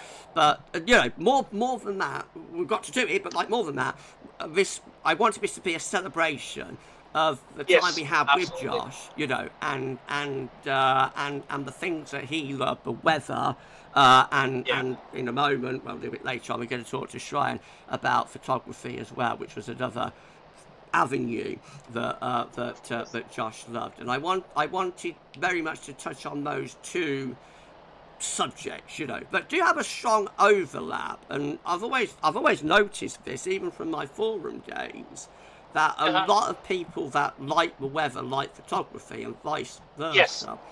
And I agree with that. Yeah. And so I've noticed it for a long time, that there is that overlap between the two communities. So I wanted very much to touch on both of those aspects, and for this to be a celebration of Josh and the things that he loved to enjoy, and the things that he shared with us, and the legacy that he's left us in terms of his photography. So Mark, you've got your summer forecast coming up at the weekend, I believe. Yes. I think I'm 3/4 organised. Still got about 25% still to complete. Still a lot. There's elements that I'm still uncertain about, but it's just trying to stitch everything together and make it into a presentable presentation at the weekend. So we shall wait and see what happens. Well, it's going to be epic. Whatever happens, it's going to be epic, my friend. Like you've been doing this for years and years and years. You've actually been doing it longer than I have, I think, haven't you? When did you start on YouTube? I've had my YouTube channel since May 2010, so we're talking 16 years. So that's longer than me. You've been doing this longer than me, haven't you? Like the channel only really proper grew maybe in the last 5 or 6 years. Proper. What's happening with Matthew's channel is quite unusual to grow so soon, so fast. Yeah. It took me a long time, as I was saying, and like that is more typical, but it does take quite a long time. Unless you work out a way to crack the algorithm, which of course everybody wants to do, but very few people can actually do it consistently. Like, I've done it once or twice, but like very few people can really crack it consistently in our niche, because we are quite niche, we've got to admit that, aren't we? Like, weather is quite an anarchy, geeky thing to do, isn't it? It is. So it's not for everyone. No. But you're doing absolutely great, my friend. Like I notice your views and subs are like always very consistent. Like you're always very consistent, and like you're doing absolutely wonderfully. Thank you. But Try. I didn't actually know, but you was been on the scene on YouTube that long actually. So you would have been. I thought you was about 2011. No, you would have been doing videos maybe through the December to Remember. Yes. So my first winter forecast was actually 0910, and it was up until probably last winter. My best ever seasonal forecast was the 0910 winter, because it actually got into the news. Not that, please don't think I'm blowing my trumpet here, but No, you blow, my friend. If you get into the news, you should know. If you've been that successful with your forecast, you absolutely, should blow your trumpet about that. 2009-10 was my very first forecast, and it was the summer of 2010. And I've been doing it ever since. Did you get that one right? Like it would go down the tubes, like it would start hot and then go wrong. That was the infamous barbecue summer, wasn't it? I think so. 2010. I think so. Or was the barbecue? I had forecasted a good summer, and it definitely didn't materialise. I think the barbecue summer was 2009 actually. Barbecue summer might have been 2009. Oh, was it? Right, I beg you. But 2010, 2010, really started hot. Like it was a very, very hot summer, and at the beginning, because I remember like the Glastonbury thing, like the ground was parched and cracked. With that. Okay. So that's June 2010, and so June 2010 was really warm and like parched.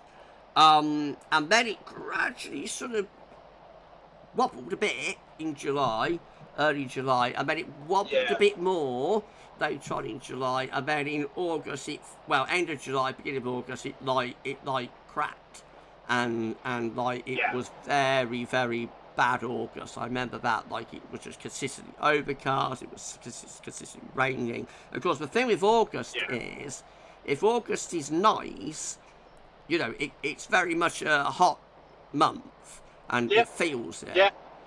If August is bad, it actually can feel quite autumnal. Like it feels like autumn's come early if August is raining a lot.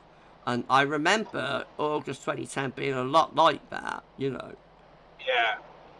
like kind of autumn's came early. Yeah, like it's setting early. And then September, which Daniel Johns, hello Daniel John, hello to you, Daniel, saying that was 2009. Yeah, I thought that was. Right, okay. Yeah, so and then September, which is often, although it hasn't been in the last couple of years, but we often think of September as having a lot of hot and sunny weather. That also was pretty mixed and not overly warm, I remember. But then, very unusually, we had quite a cold October in 2010, and it wasn't like frost, continuous frost, and there wasn't any snow away from like where you are anyway, up in far north. But it was just like chilly, like consistently chilly, despite being often quite sunny and not that wet. It was just often quite a cool feel, and that I think was like the first hint that something was up. Something wasn't quite right. And I remember it on the because it was going back to my forum days. I remember it was like late October we started getting the first rumours that like the Met Office were warning the government that something was coming. Like something really, really severe was going to happen. Of course, everybody was like, well, what on earth is this about? We had like 0910, which was quite a cold winter, but like wasn't anything that you would think that you'd need to warn the government about, maybe. But there were warnings coming out of the Met Office privately, late October 2010, that like it was going to get really bad and really cold. And of course, then we went into that mild and wet early November. We go down memory lane. Gav's off on a tangent. It does. But I do. You know, that's how I am. I go that's off. all about. I go off. You know, That's what it's all about. tangent. But yeah, it's interesting when you look back, isn't it? Yeah, it is, and we had that very mild start to November, and then like the second half of November got really exceptionally cold, didn't it? And like then it was on pretty much right the way through to Christmas. Yeah. Like it did relate a little bit, and the reason we almost came away with the coldest December for the CET since 1659, didn't we? Like it was only 0.1 or 2 of a degree away from it. They would have beaten 1890. The reason we didn't do it is that like we did get a few slightly less cold days in the second week of the month. It did relent slightly, didn't it, in the second week of the month. And then of course it ran out of steam just after Christmas. Like Boxing Day was the last extremely cold snow-covered day, and then the next day the dripping started, and so because of that it just stopped us. Another way said, but like because that freeze really went from, I would say went from about, let's say, the 25th of November to the 25th of December, like basically that 4-week period. Other way said, if the freeze had started on the 1st of December and gone on to like New Year's Day, then it would have been like the coldest December for the entire CET, you know, and go back 1659. So it's pretty outrageous, really. When you think about it. We forget like how extraordinarily cold like that did get, don't we? Yeah. You know, at times, because it's a long time ago now. It's like 16 years. Hello to Richard Shaw. Hello to Ricardo. Good evening, everyone. 3.5 hour journey home, sunburn from Cheshire, just in time for a coffee and a good course. Thank you so much to Richard. Ricardo, it'd be amazing. Hope he's having a good holiday. Amazing Richard Shaw being on the live stream. We both love Rich, don't we, Mark? We both love We Rich. We do. He is a genius. And hasn't Rich done an amazing thumbnail for this live stream? Fantastic. Fantastic. I couldn't. He's very gifted. I couldn't get a better thumbnail, you know, especially like if I paid somebody like £100 or like £500 or £1,000, how much it would take like to do that. Like I couldn't get it better than like Richard's done it. So thank you so much, Rich, for your amazing thumbnail. I love that. Yep. He's a fantastic man. I've also got a couple more that I'm going to shout out. Yeah, he is fantastic. We love Rich. Hashtag Team Gav. Member Ricardo. Music Dude. Hello to you, my friend. Saying what an amazing stream for a great cause. It really is, my friend. Thank you so much for being on a live stream tonight. I have a little drink of water. Water from the tap. A little bit of magic water, is it? I don't know. It'd be good if you could get magic water from the tap, wouldn't it? Oh, well, it's the towers, though. It's the towers. Anything's possible in the towers, True. my friend. Hello to, it was like a shout out, Dunkster. It was fucking New Year's Eve 2011. Science it was warming up. Yeah, the ground was thawing out, wasn't it? New Year's Eve 2010, and then New Year's Day 2011. Yeah, the ground was thawing. Wasn't it? James shared a link to Just Giving once again. That's absolutely awesome. Thank you so much, my friend, for doing that. MK saying the barbecue, so it was definitely 09. That's the year I got married. Congratulations to MK being married for what's that, 17 years? Is that 17 years? Wow. No, 2009. You're better at maths than me. How many years is that, Mark? 2009 to 2026. Oh, that's 17 years? That's 17 years. Yeah, I was right, wasn't I? Yeah. I was right. Yeah. So, put me on the spot there, Gav. I'm not very good with maths. You're better than me, but I know you're better than me. Thank you so much, MKP. Congratulations on 17 years. Congratulations. I know what my mum would say about that, but I am better repeat it. You're better not in the live chat. What she'd have said, you know, about how she was married for 47 years. 47 years. Never a crossword. I remember Dad never had a crossword.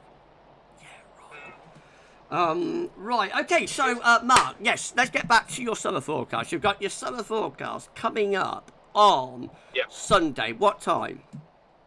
4 p.m. And it's going to be like a live event, isn't it? It's going to be a special live stream. Over the last year or two, I've incorporated live streams with releasing, winter forecasts, summer forecasts. So yeah, I quite like to do it live. I mean, that is very, very brave. Like, yeah, because I do the long range, of course, but like I do it as like video uploads. I think to do a summer forecast or a winter forecast live is brave, my friend. So my hat is off to you, and I know it's all going to go absolutely amazingly, and it'll be absolutely fine. But like that's a brave thing to do, Mark. But you're doing that. That's a gutsy manoeuvre, my friend. Well done. Thank you. I try my best anyway. I try my best. Oh, Whether it's successful or not, I don't know. But you will do a great job. Unfortunately, I've got a shift on Sunday, so like I won't be able to. You just have to cancel your shift, Gavin, so you can watch it. Maybe. But I will watch it. I will watch it after the. Let me get my ears a wipe. My ears are getting hot in my game of Gav headphones, Mark. I need some. Oh dear, starting to sweat. Yeah, but I'll watch it. Of course, I'll watch it when I get back home. Thank you. Now, so you got that coming up. Any other plans for the channel, my friend? So the summer forecast, hurricane forecast. Because you do hurricanes. Now I tried that though. I tried that last year. Was it last year or the year before? I did one, and it was quite a successful forecast actually. I was thereabouts, but like nobody watched it. Like no one's interested. Right. Okay. So I haven't bothered doing another one this year. But like you also do that, don't you? That's awesome.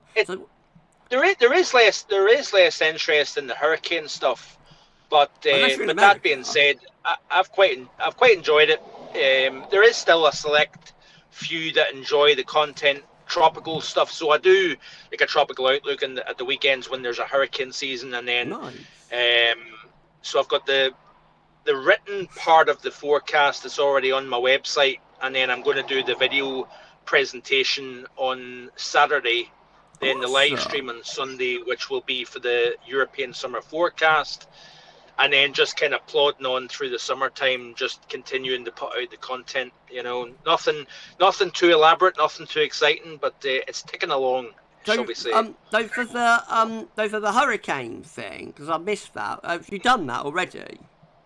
So so the written part of the forecast is already on the website. Okay, marklogan.com. marklogan.com, and then the video version will be released on Saturday afternoon. Oh no! So obviously discussing it. The way I do my forecasts, even in the live streams, is I kind of read through what I've written. So I kind of write out the forecast. I've got charts, things like that, and then I basically go through the written forecast and show the charts and things like that. And that's kind of how I present the seasonal forecasts. So do you do it as a script? Kind of. Because I try to make it that. You see, everything I do is always ad-libbed. I don't. If I try to read off a script, I always stumble over my words, and I just can't read from scripts, or not very well. If you ever watch Terry Scoley's monthly forecast, I used to do those as a video, and I would be reading word for word how he written the forecast. Well, it never worked. Like I would struggle a lot with it. So I work from just ad-libbing, and I hope that I get it right when I do it, because if I had to work from a script, I couldn't do. But I think the way you do it is absolutely wonderful, and you're much more professional for me, to do that. No, not a chance. From a script. Not a chance, Gavin. You're absolutely phenomenal to be able to do that. So you've got that coming up. Now, obviously, you can't let any cats out of the bag about either of these forecasts. So I shall give you my view on both of those. And like then, obviously after the event, I think the webcam might be blurred. After the event, we will have to compare notes on that. Before we do that, let me just check into our Just Giving page once again. We've gone up again, so I'll be coming back to that shortly. We'll be going through some more of the donations. Let me again put in the link to our Just Giving page. There it is. So again, we're raising money for the Lincolnshire, for the Lincoln and Nottinghamshire Air Ambulance. We're doing that in memory of our lovely friend Josh Seymour, who passed away and we lost on the 5th of December last year. And we are asking in memory of Josh, we're remembering Josh on this live stream, and we're celebrating the time that we have with us, as well as saying goodbye to Josh. We're asking people in memory of Josh, if they can afford to do so. Obviously, nobody has to, and if you can't afford to do so, please don't do so. We don't want anybody, using money that they haven't got, of course. But if you can afford to do so, then please can you give a donation to the Air Ambulance. They do an absolutely wonderful job, and they are totally reliant on charitable donation. They are not funded by the National Health Service in any way. They are not funded by central government, yet they work with the NHS and the ambulance service to, save lives. And it's absolutely incredible the work that they do, and funded entirely through charitable donations, which I think some people don't know that is the case, but it very much is the case for the Air Ambulance. Right, so thank you so much, everyone. We'll come back to donations in a moment. Ben is sharing the link to markvogelweber.com. Thank you so much for doing that, Ben. Ben shared the link to your website. That's awesome. Right, so this is my take, Mark, on those two forecasts. So for the summer, as you know, I think you've seen our forecast, I've gone mixed but warm, warm but mixed, and I really had to rein myself in with that, like rein myself in a lot, because I was very tempted to go for like a really hot summer. Like I was tempted to go genuinely very, very hot. And like have it up there with, I don't know, the hottest, like 2022 and like 2018 and 1995, 76, etc.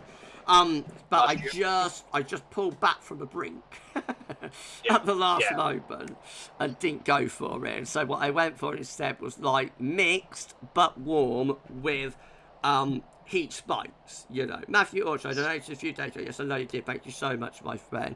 Mixed but warm with like repetitive heat spikes. Probably getting hotter and drier as the summer goes along. So if anything, the coolest, most mixed conditions, but not entirely so, happening in the early part of the summer, for June, and then probably a progression to something hotter and drier. Now, you don't have to say whether you think that. I can give a couple of. I can give hints. Give hints. So the first big hint will come out tomorrow. I've got the June written forecast and also the video forecast that will get released tomorrow. Okay. So I always do a monthly outlook as well as a seasonal forecast. Yes, I know you do. So June's ideas will come out tomorrow. My hint with June would be unsettled to start, turning potentially warmer, drier, more settled as the month goes on. So very much like May's been. Yes. And mix will definitely be involved in the forecast, and also heat spikes will be involved. That's what I'll say. Okay. So it sounds like we've probably come to like quite similar views, but obviously there will be differences, because no two forecasts, like no two seasons, no 2 years, no 2 months, whatever we're saying. There are like singularities that you can look at within various months and seasons and that, but like you're never going to get an exact like for like match day by day for anything.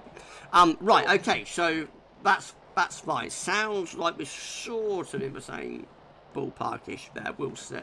But as far as the tropical outlook is concerned, if I was doing a forecast about, which I'm not, but if I was, due to maybe the cooling of the Atlantic, And although the subtropical Atlantic is still quite warm actually, which is interesting. But Yeah. like due to the Atlantic being a bit of a cooler state anyway, but more particularly due to the El Nino, which looks like it's going to be a big El Nino, I would tend to go for like a weaker hurricane season. It might actually be our first below average hurricane season for both numbers and for ACE since, is it 2015? Had the last below average one? 2015, yeah, definitely. maybe? When it comes to ACE, I think, yeah.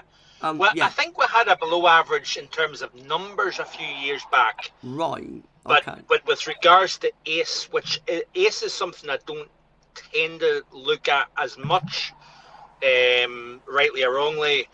But yeah, my numbers in terms of hurricane numbers is probably just slightly below the average of 14.4 named storms. Okay. Hurricanes are slightly lower, and category 3s are higher, is slightly lower. But despite the fact that we've got a strong El Nino taking place, which tends to obviously provide more stability within the Atlantic, more shear, and things like that. I think that warmer kind of western portion of the tropical Atlantic, the warmer overall, there's a little bit of cooler towards Africa.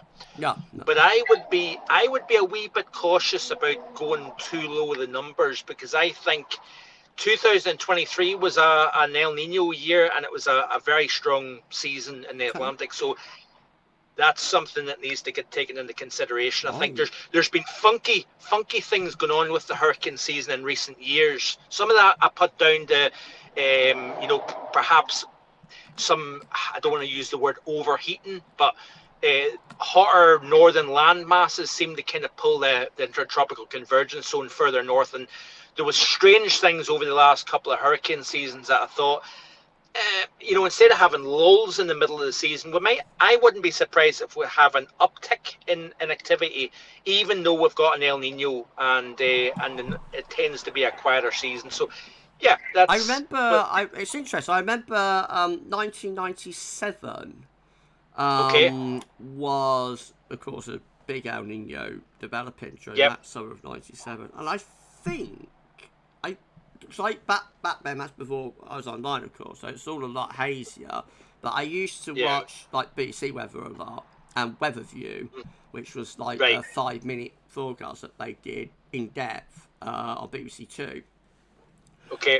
Every night, and so I think like they would like cover the global thing. I think there were quite a few in '97, like for like a developing hurricane. Developing El Nino, yeah. I think there are quite a few. So, though maybe. I remember but those ones tended, like you say, those ones tended, I think, to be a little bit more towards the Caribbean. A little bit more towards the Caribbean, a little bit more towards Southern America. Not developing like in the Cabo Verdes, then coming across. They seem to develop quite locally around the Caribbean and Gulf of Mexico area. I think, but I could be wrong about that. Richard saying 2012 has been an analogue others are looking at, but also despite widespread forecasts of major El Nino 2012, it never fully materialized. It kind of collapsed, didn't it? 2012 was strange. Yes, there was going to be an El Nino for the winter of 2012, 2013. But I always blamed. Sorry to interrupt you, Gav. I always blamed El Nino for that really washout of a summer. But because 2012 was a very wet summer. Oh yeah, it was phenomenal. And I always thought it was down to El Nino, because I always kind of relate El Nino to having warm and wet. But La Nina tends to have drier summers. We had La Nina last year, and we obviously had the hot, dry summer last year. But in terms of my summer forecast, 82, 97, and 2015 are kind of my main analogues with regards to the summer forecast. So that's another hint. 82... 2015 and 97. Well, certainly two out of three of those are very wet Junes. Two of those were really, really grim in June. I'll say no more.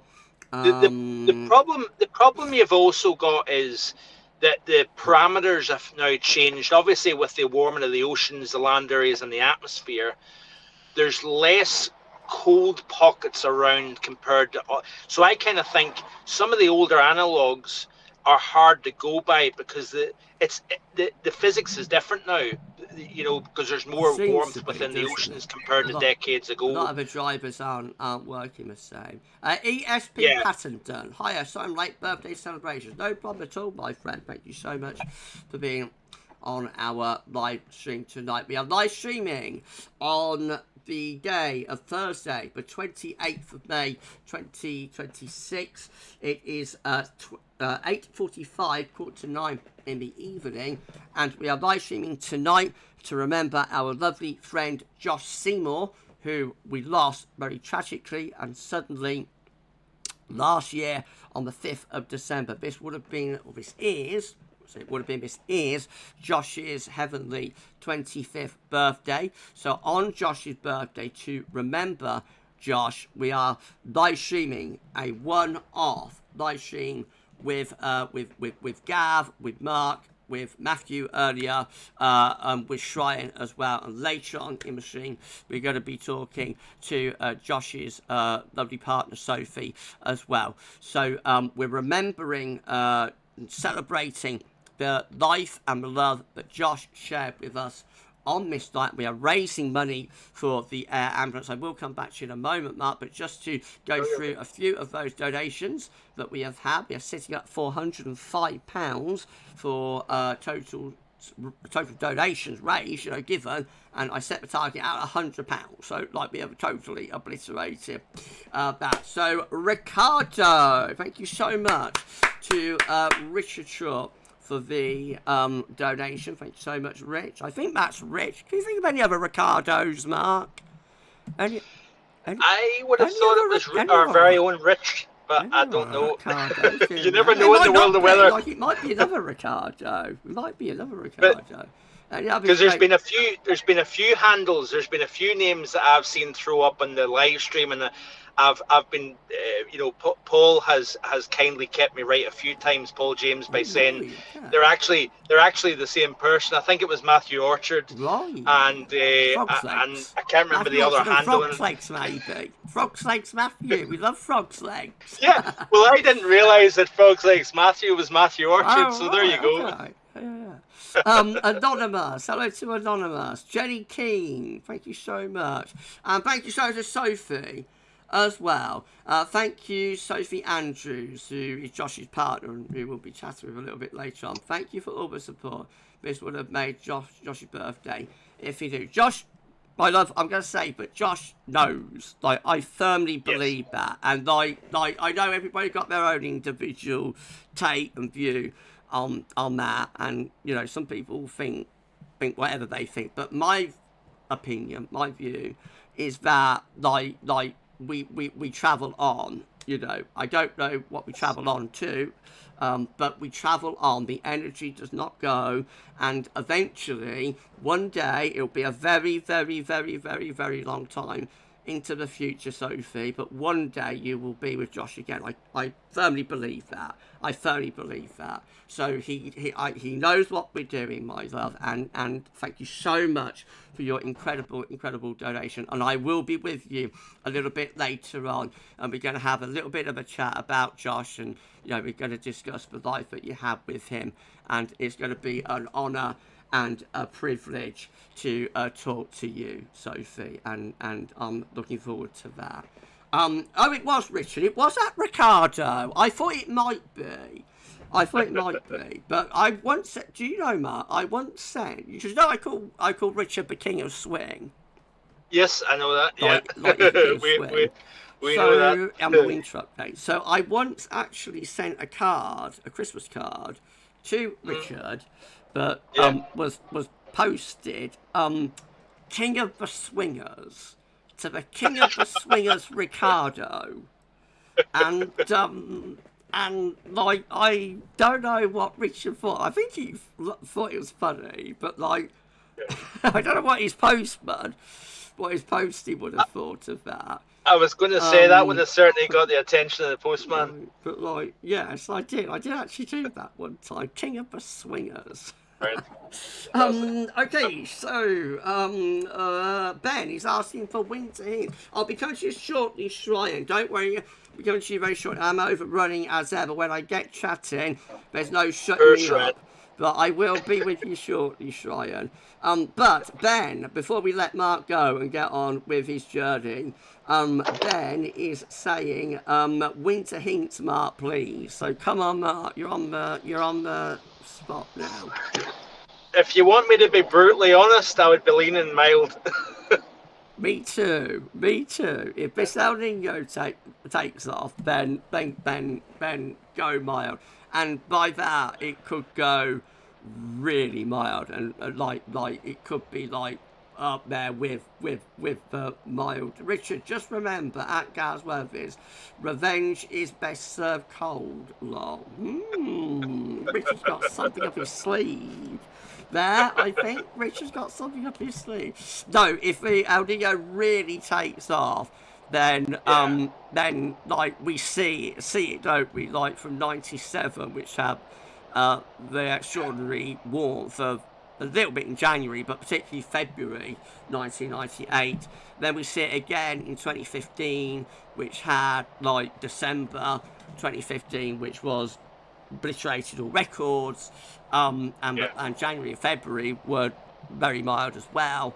You know, so if the El Nino really takes off, then it's probably going to be a very mild top 10, maybe top 5 mildest winter. I would say that if the El Nino stalls though, and falls away, which nothing is suggesting it will.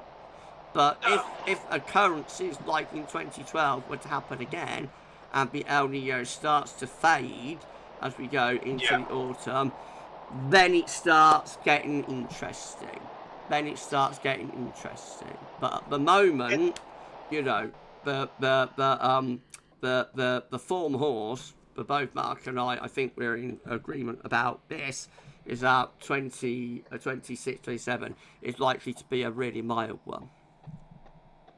There's always aspects that, yes, even though likely strong, if not super El Nino, you've also got the westerly QBO thrown in there as well.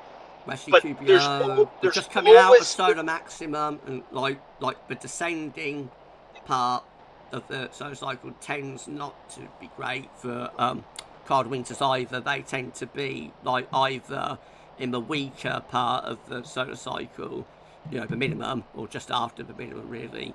And then again, sometimes around solar maximum. Actually, this last winter was probably, you know, could have been a cold winter.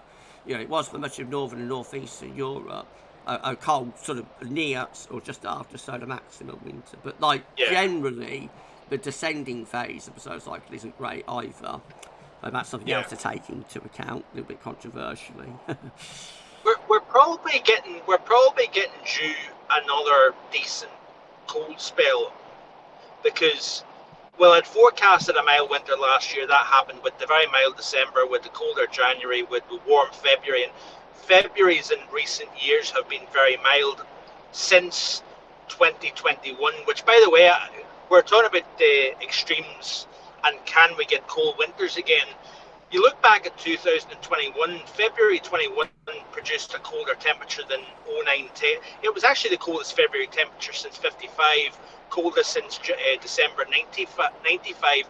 So even though we've not had a proper cold winter, proper cold really since 0910, but cold spells can still be notable, because that February of 2021 produced the coldest since 95 at -23 at Braemar. So weather has a funny way of kind of changing parameters, I think, you know, and even though we might expect a mild winter next year, it doesn't necessarily mean it's going to happen. What I always say is you never say never with the weather.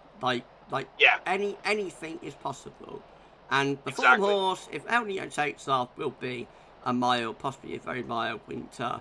Yeah. But anything can happen. Like all it takes is a strap warm to occur, say around end of December, early January, New Year, and you know one that does all the business, like reverses the wind and splits the vortex and that in the middle of the winter, and then anything is possible. Now I've got somebody asking, it's Salcrops, I think. What charity are we doing this for? We are live streaming tonight for the air ambulance. So once again, I will share the link to our Just Giving page. We have turned off super chat, super thanks, super whatever, so that people don't donate through the live stream, because we can't stop Google from taking a cut of the money, and that's fair enough. You know, we're using Google's platform and their tech. So it's fair enough if they want to take a percentage of super chats. Normally, always, usually. However, this is an exceptional one-off stream where we want every penny donated to go to the charity. The charity is the Lincoln and Nottinghamshire Air Ambulance, and they did everything they could to save Josh Seymour, who we're live streaming memory of, a lad who we unfortunately lost very suddenly and tragically last year on the 5th day of December. And so they did what they could for him, but unfortunately, you know, he still left us. But nevertheless, we are celebrating the life of Josh, celebrating the love that he shared with us, and we are raising money for the air ambulance, and the link is in the live chat right now. So thank you so much to everyone who has donated up to this point on our live stream. Could get the Just Giving page to £500. That would be absolutely epic, but of course only donate if you can absolutely afford to do so. Thank you so much, Mark. I'm going to let you get on with your evening. I've got Sryan to chat to next. Thank you so much to lovely Mark Vaughan for being with us tonight. So anything you would like to say in closing, Mark? Yeah, I would just like to say thank you for having me on. It's been an honour, and also to Josh's family and friends. I hope the rest of this difficult day is good for you, and he will never be forgotten. He'll be with us forever. You know, he'll never. Exactly. He's left a legacy. First, he's left a legacy with his children, and that's the most important legacy of all. Absolutely. He's left a legacy of love that he gave to us, and we are giving back to him. And he's left a legacy in terms of his amazing photography. You know, and those images will be with us for eternity.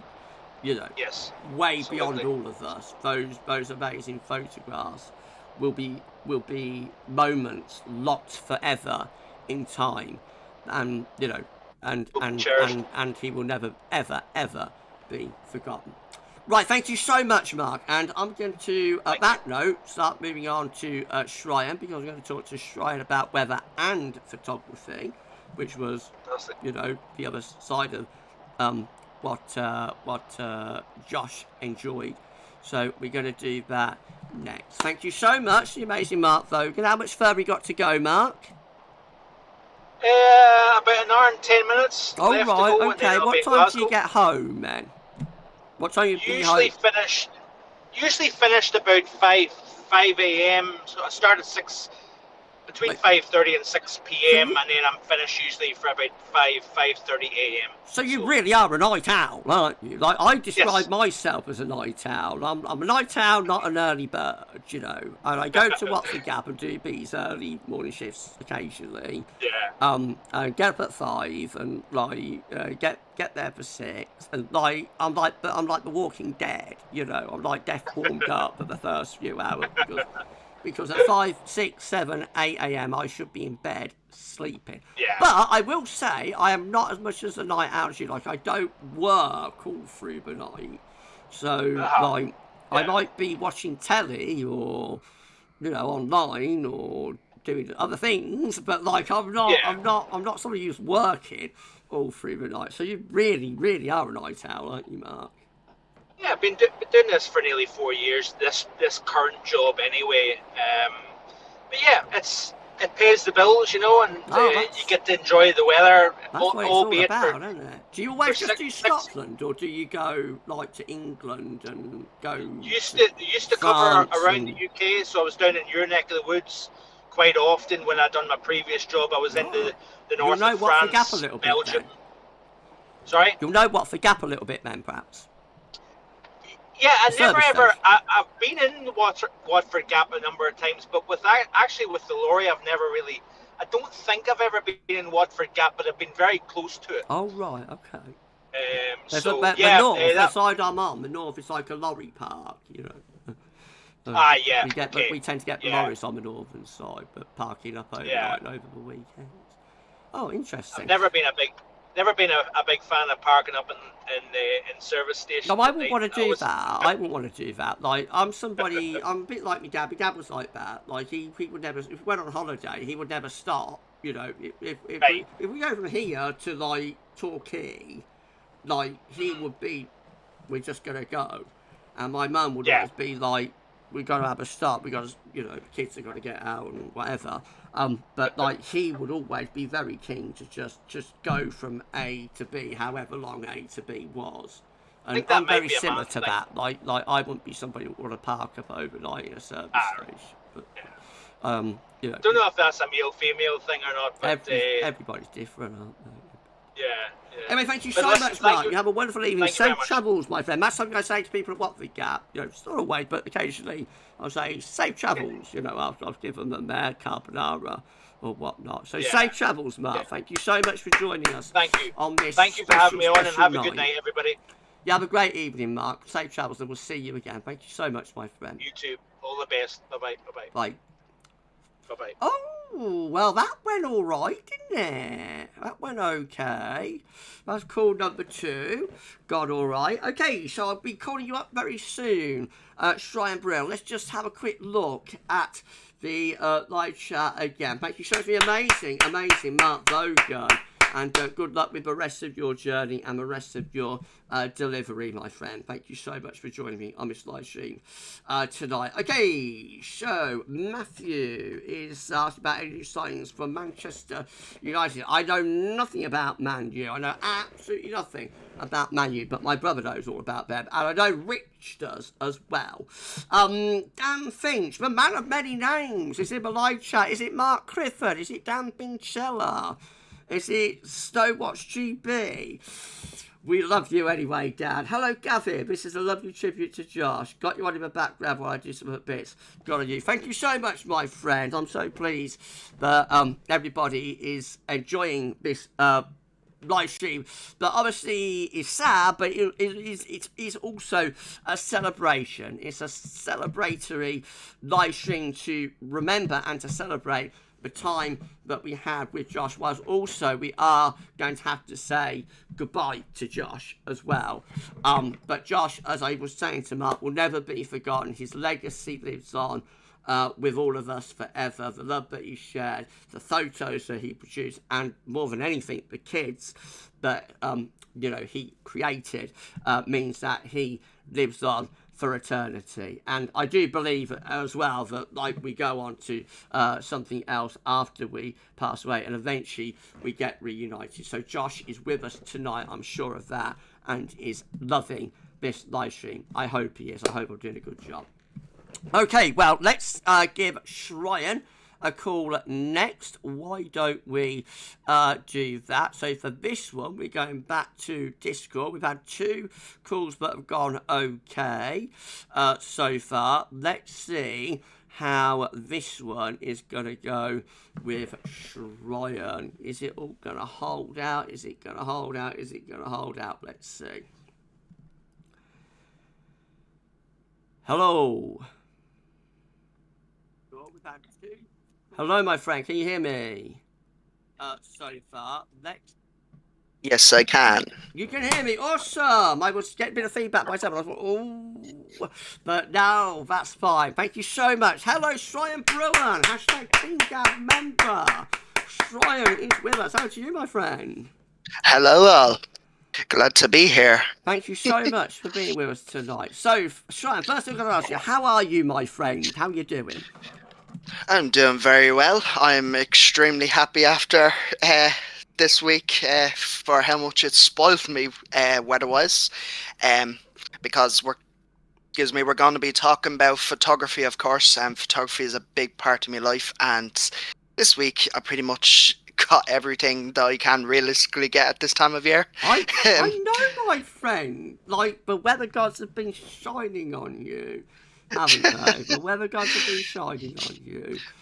Doesn't often happen. So, but first, we will come on to like photography, and you knew Josh quite well, actually, didn't you? Like Yes, as a fellow photographer, indeed. You had quite a strong friendship with him, didn't you? So we're going to come on to all of that in a moment. Richard said the Irish genius with an Irish accent, I think, Sryan. I can't do Irish.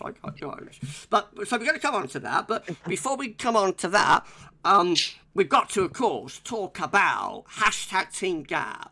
Because, like, of course, you are a long-standing member now. Old man, aren't you? Like, you're old man Sryan. But not as old as me, not as old as Rich, but like you're old man Sryan. You've been around for a while. So you're hashtag Team Gav member, and you are, of course, Ace Master. You're the ace. So we've got Richard Ricardo, who's the king of the swingers, king of swing Rich. And then we've got Ace Master Sryan. So you sort out all of our, in the winter updates, you sort out like the Ace page. You keep that updated for us. So and every week so Ace is, let's just say plain Ace for anyone who's not sure. Ace is accumulated cyclone energy and putting on my winter updates rain.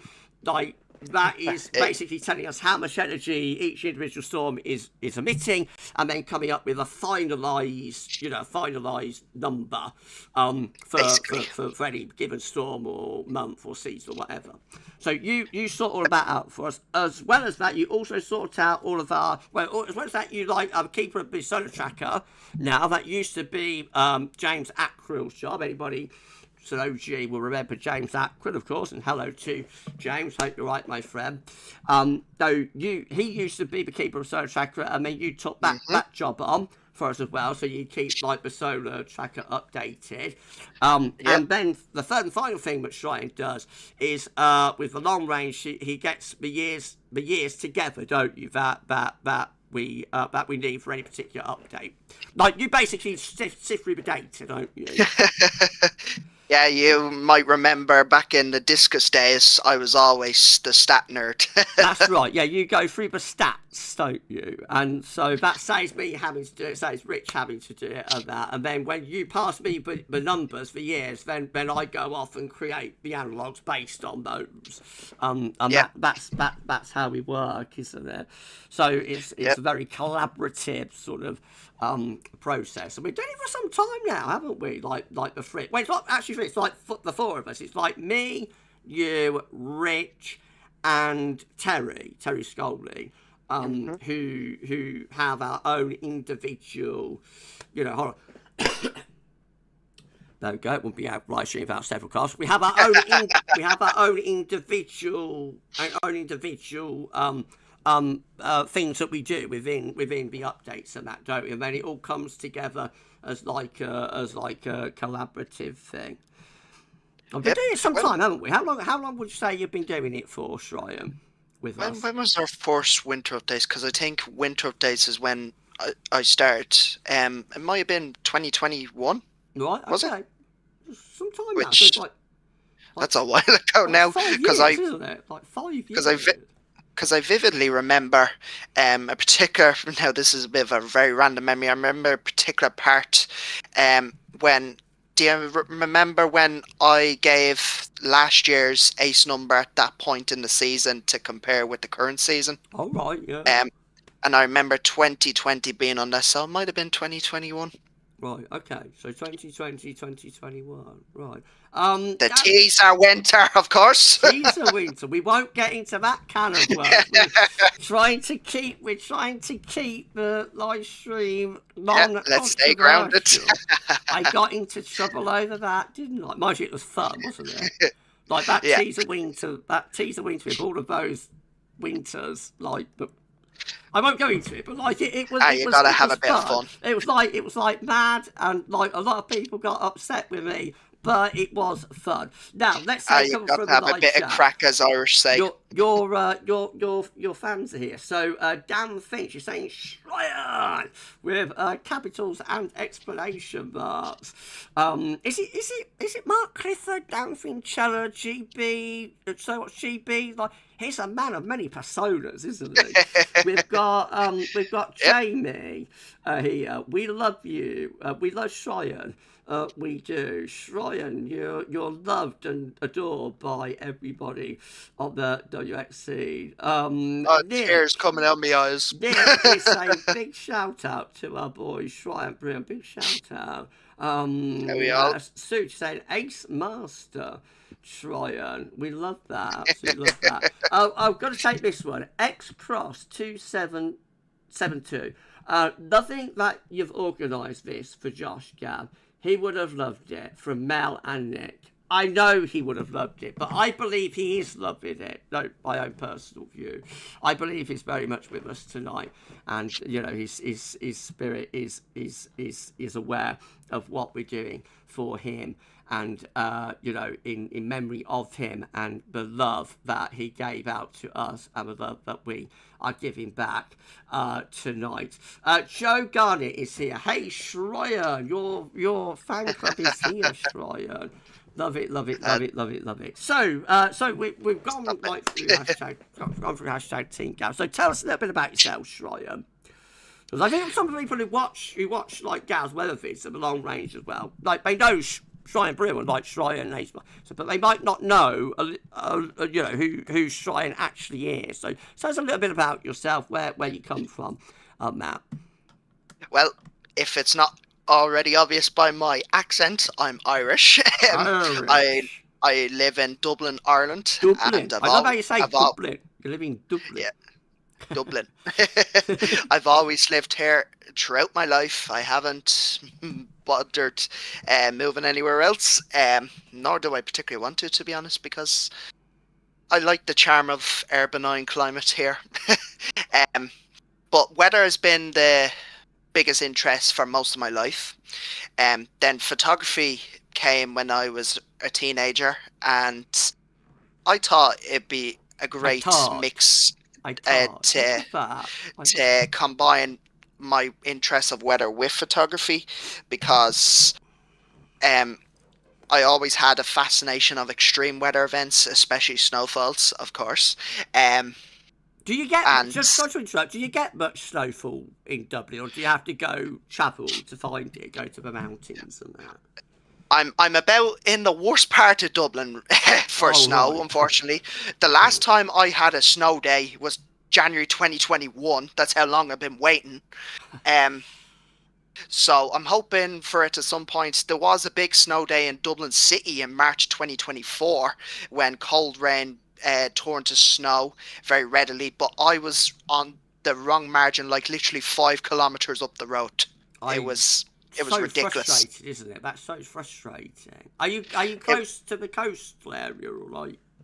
Yeah, the closest coastal area is around 2 kilometers from where I am. Okay. But I can't live without the coast. I love it. Yeah. It's a double-edged sword, isn't it? But like, you still travel though to find the snow, can't you? But it's not the same we as have it falling outside of your back door, is it? No, absolutely not. We have the Wicklow Mountains to our south, which often has a few snow days every winter. January 2025 had a very big snow event there, for example, and I did chase there for multiple days because I wanted to get my snow fix for the winter. They also had a good snow event in November 2024, which I know was a big favourite of Josh's. Josh was in the epicenter of the November 2024 snow event. Your Mansfield, wasn't it? Indeed, and the collage I sent you has 2 of his pictures from that snow event. In fact, at that very shortly. So, what I find interesting. It's like, let's just do a couple from the live chat. So we've got TBOS saying, the best of Sweden, saying, hello everyone, RIP Josh Seymour. Very much agree with that. Yep. and of course travel well as well to Josh. We've got Send It saying, bro, that accent is amazing, bro. Broski, Oh my God. you're Matthew Stop it. Broski. I don't know how you young people talk, bro, Broski. What's that? And we've got Richard saying Sryan is an amazing photographer at GavsWeatherVids. He really is. And that brings me on to the next thing that I want to chat to Sryan about. So you've already touched on it. Like, you was always a weather, a weather person. You like the weather and that. And then that gradually developed into a passion for photography. Now, when did that start to really manifest itself? Around, of course, this is not going to shock anyone. The winter of 2017-18. I wonder why. Beach for me ease, right? Because we had a run of pretty boring years, in all honesty, from 2013 to 2017 for winters, for the most part. But then 2017-18 really shake things up with multiple teasers, and then of course the Beast from the East to climax it all. Climax, that's the climax, wasn't it? And then the summer 2018 following that. You've been watching Gav for too long. That was our climax, wasn't it? The Beast from the East. I still remember your top video, a random JMA 2017-18 model update. No, that's funny, wasn't it? Yeah, it's funny. So since then, passion has gradually grown for like the photographer. Obviously, you are an amazing professional photographer. Like, you do this at a professional level now, don't you? Basically, I like to think I know a thing or two. I got my license to drive recent years, and that really allowed me to kick off big time to go places where I previously couldn't, with public transport or my family. That's lovely. That's awesome. So now, would you say like your passion is more towards photography than weather, really, or is it still a joint passion? It's still very much a joint passion. See, my main weather interest has always been about the past rather than the present or the future. Because it just always seems everything exciting happened in the past. Nostalgia is very strong.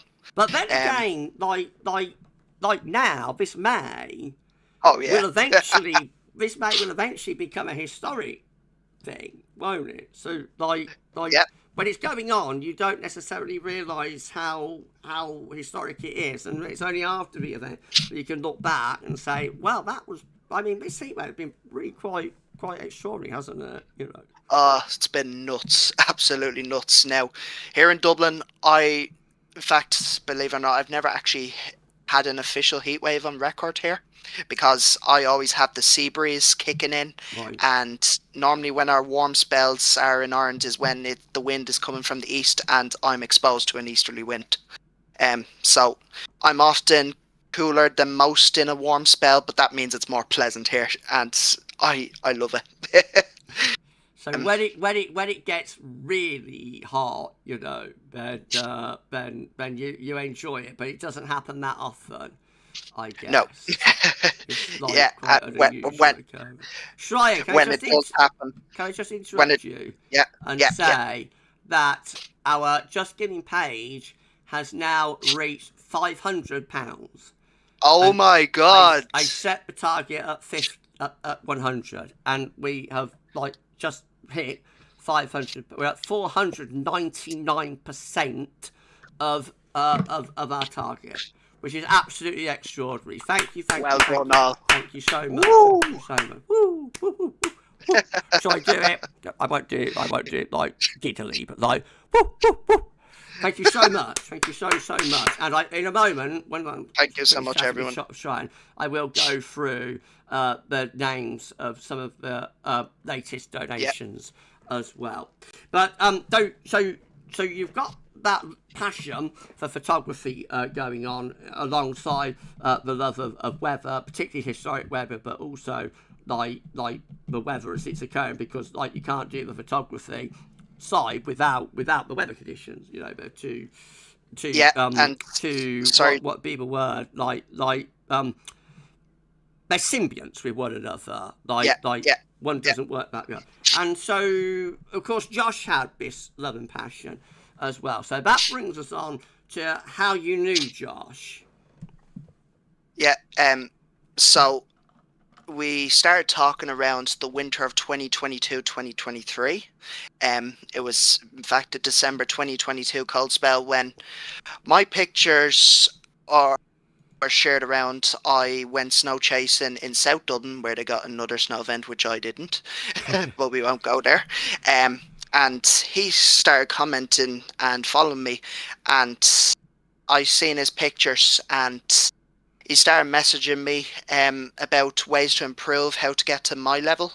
And I always try to encourage him to improve on his pictures and anticipate the best conditions to get those pictures, because I have a bit of a niche where my background in weather, I can anticipate the conditions for a perfect photo, which is a gift in some ways. I shared a lot of my information with him and always encouraged him how to improve a photo, how to compose it, ideas for locations where I researched about Nottingham. Shire, is it Shire or Shire? Nottinghamshire. Shire, sorry. Apologies. Matter. And Mansfield, his general area, and just that's how it developed. Really, from that point, we shared a big love for snow in particular. Oh, Josh loved snow, didn't he? Like, any snow watch live stream that I did, like Josh would be there always, you know, and he'd be in the comments on like snow watch videos as well. Like he loved it, and the thing was, he was always in seemed to be in a very good position for that. Because it's funny because I'm not that far from Nottingham, like where I am in Northants. Like I'm probably, well, I don't know how far it would be. Rich would know. Mark would definitely know. But probably I'm about 40 miles away from Nottingham, perhaps a bit more. But like, I'm not that far away. But like, it's amazing how often he would be posting pictures of like mountains of snow. And like all I got was a dusting if I was lucky. Most of it was like rain. And like I actually said this, I did last winter, when we was going to have one of the snow events that didn't really come to much. I did a forecast for the local radio presenter Bernie Keith, and he's a lovely man. And and it was like whether it's going to snow. And I was like hedging my bets. I was really hedging my bets. But in the end, I went with like the professional, because I was always unsure about it. Like I was never sure. I can't remember which snow event it was. Probably the one that occurred in January, like from that big storm.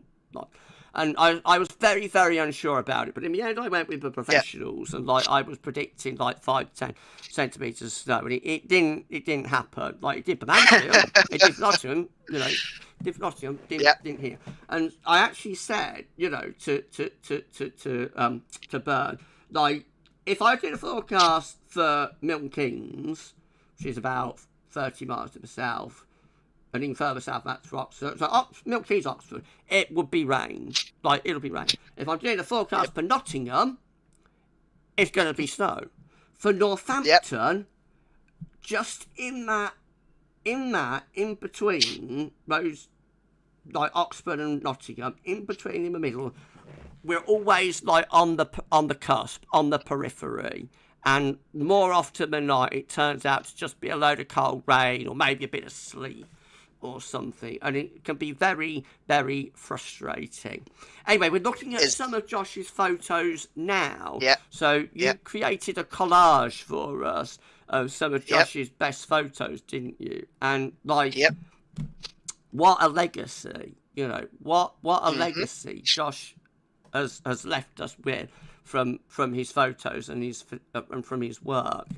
So, I mean, we've got these sunflowers with brooding skies behind it. Like the colours with that are wonderful. We've got, I suppose that's a sunrise or a sunset. Yeah. There. Beautiful colours again. We've got like a misty autumnal day. And a lot of people think like autumn's a very like a very dreary season. Like it's all decaying and that. But there can actually be quite a lot of beauty in the decay, can't there? In that murk and mist combined with the autumnal colours. Season of mist and mellow fruitfulness, as they say. Definitely. But I've got another sunset picture there, or sunrise picture. A couple of those. That's a nice one. The mist hanging over the water there. I would look at that and think that's a September morn. That looks like a September. I don't know, but to me, like that mist with the sun above it, looks very much like a September morning, early autumn morning. This one is just absolutely gorgeous, isn't it? This bright blue sky over the water. Yeah.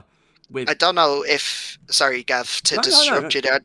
I don't know if you know the term for that when the light pierces through the trees. It's called komarebi. It's a Japanese term. Komarebi. Okay, that's lovely. Yeah. Like the trees silhouetted onto the water. Like, it's beautiful.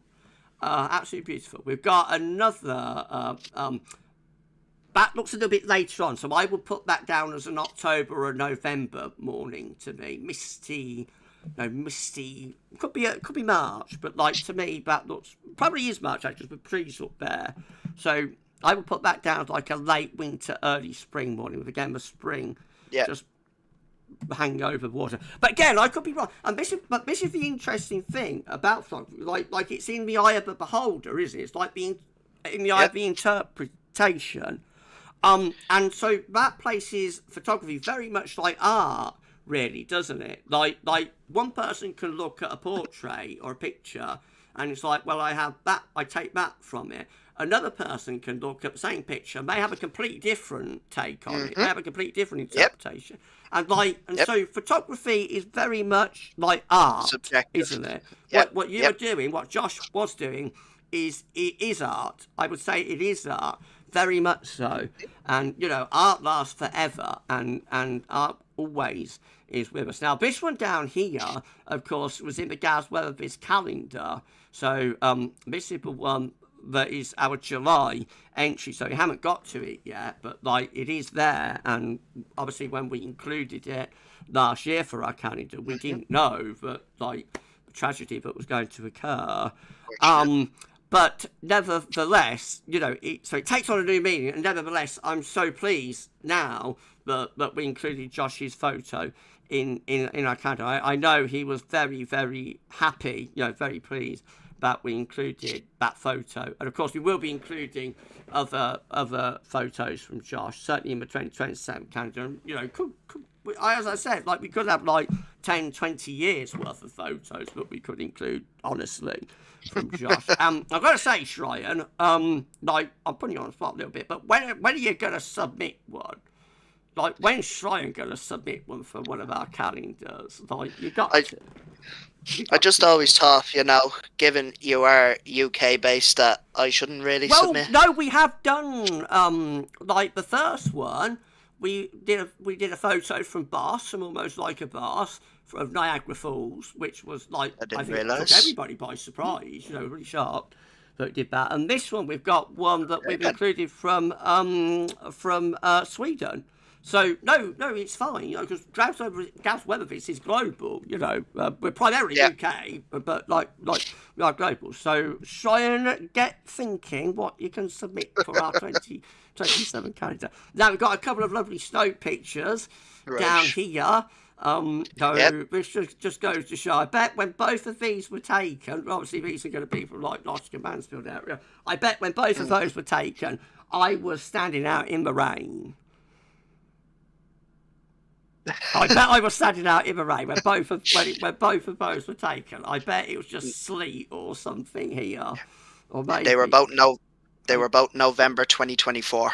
November 2024. Now I think we probably did get a little bit actually. I think probably November 2024 we did get a little bit, but not much. It would have been. I think it would have been like a dusting, if that.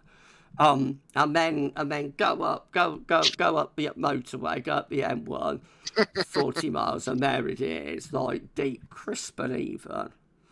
Just mad, the difference. Crazy, isn't it? And then down at the bottom, we've got a nice sunset there, I think. And that's a little bit later on. That's like a dusk, isn't it? Like a dusk over the water. The Noctilus and Clouds, the bottom right. Oh, right. Okay. Yeah. Okay. Not. Say that again, because I can never pronounce that. Noctilucent. Noctilucent. They're Noctilucent Yeah. clouds. Right. Okay. There you go. See, I didn't know. And I'm supposed to be weatherman. But I didn't recognise that. So that's nice. Yeah. Noctilucent. And then we've got this one here in the middle, which is like, I don't know. I look at that and think like November, maybe, or December, like a frosty winter morning, like a frosty winter morning, and like the You're bang on. Sorry.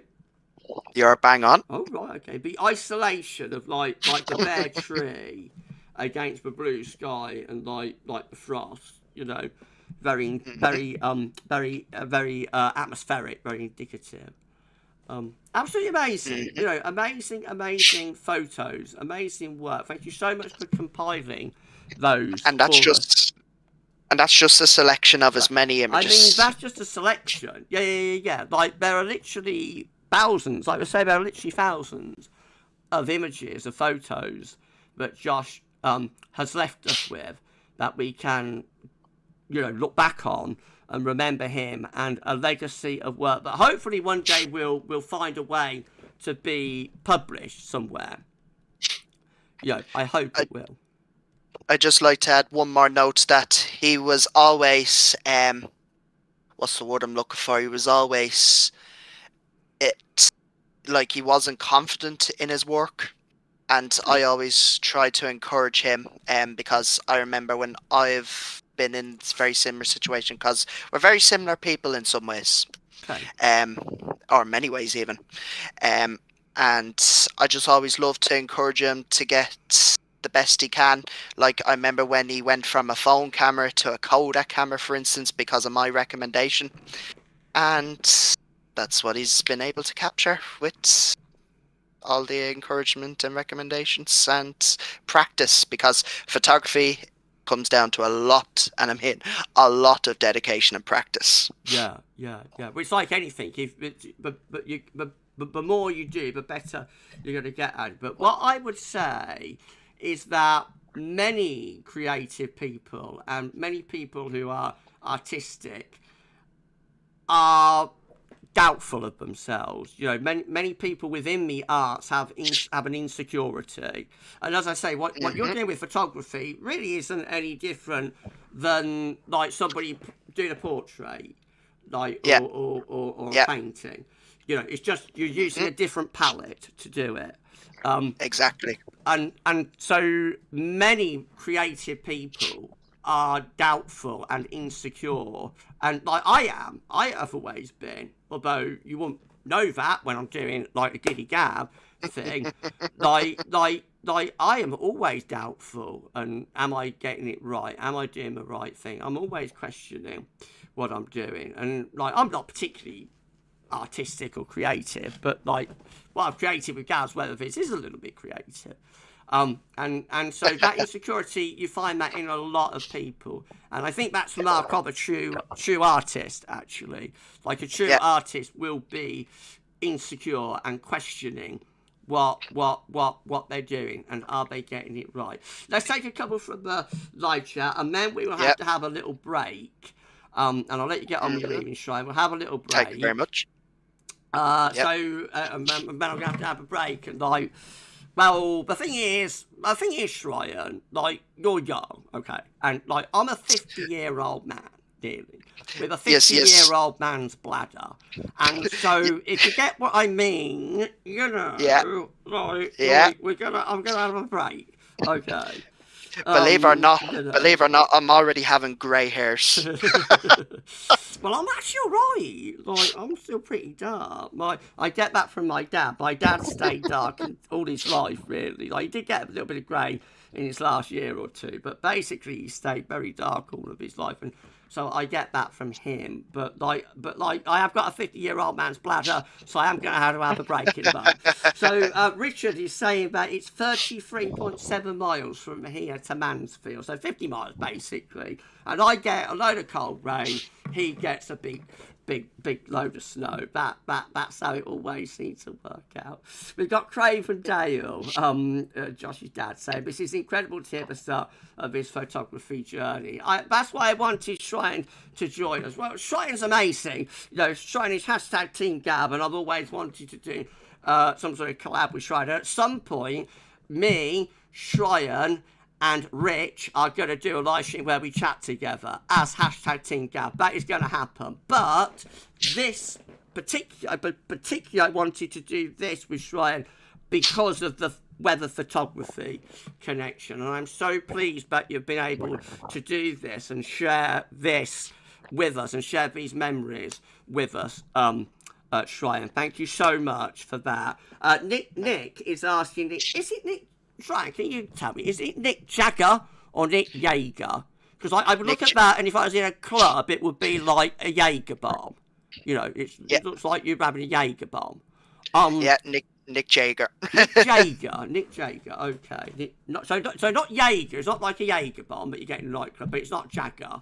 It's Nick Jaeger. Definitely not Jagger. That's for sure. It's definitely not Jack. Right.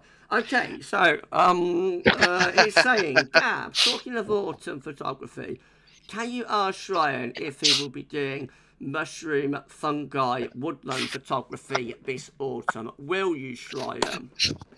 Well, I'm becoming more open to my horizons on what I capture, so you might see it this autumn. Interesting. Laura is saying, Trade Nature Show, let's not forget that one of Josh's sunset pictures took top spot on a challenge by Will Photography. Yeah, that's in the collage. That's the one at the bottom left. Oh, right, okay. Thanks for telling us, Sryan. And, like, his photography was featured on, like, BBC and that a lot, wasn't it? I know. Yeah, like, Weather Watchers. Weather Watchers. He was like one of their Weather Watchers, regular Weather Watchers. Like, he was featured a lot. I think Pat's in some publications as well. But as I say, hopefully one day, like not his entire body of work, because his entire body of work is like much too large to ever be able to do as one single thing. But hopefully a large body of his work anyway will be, what's the word?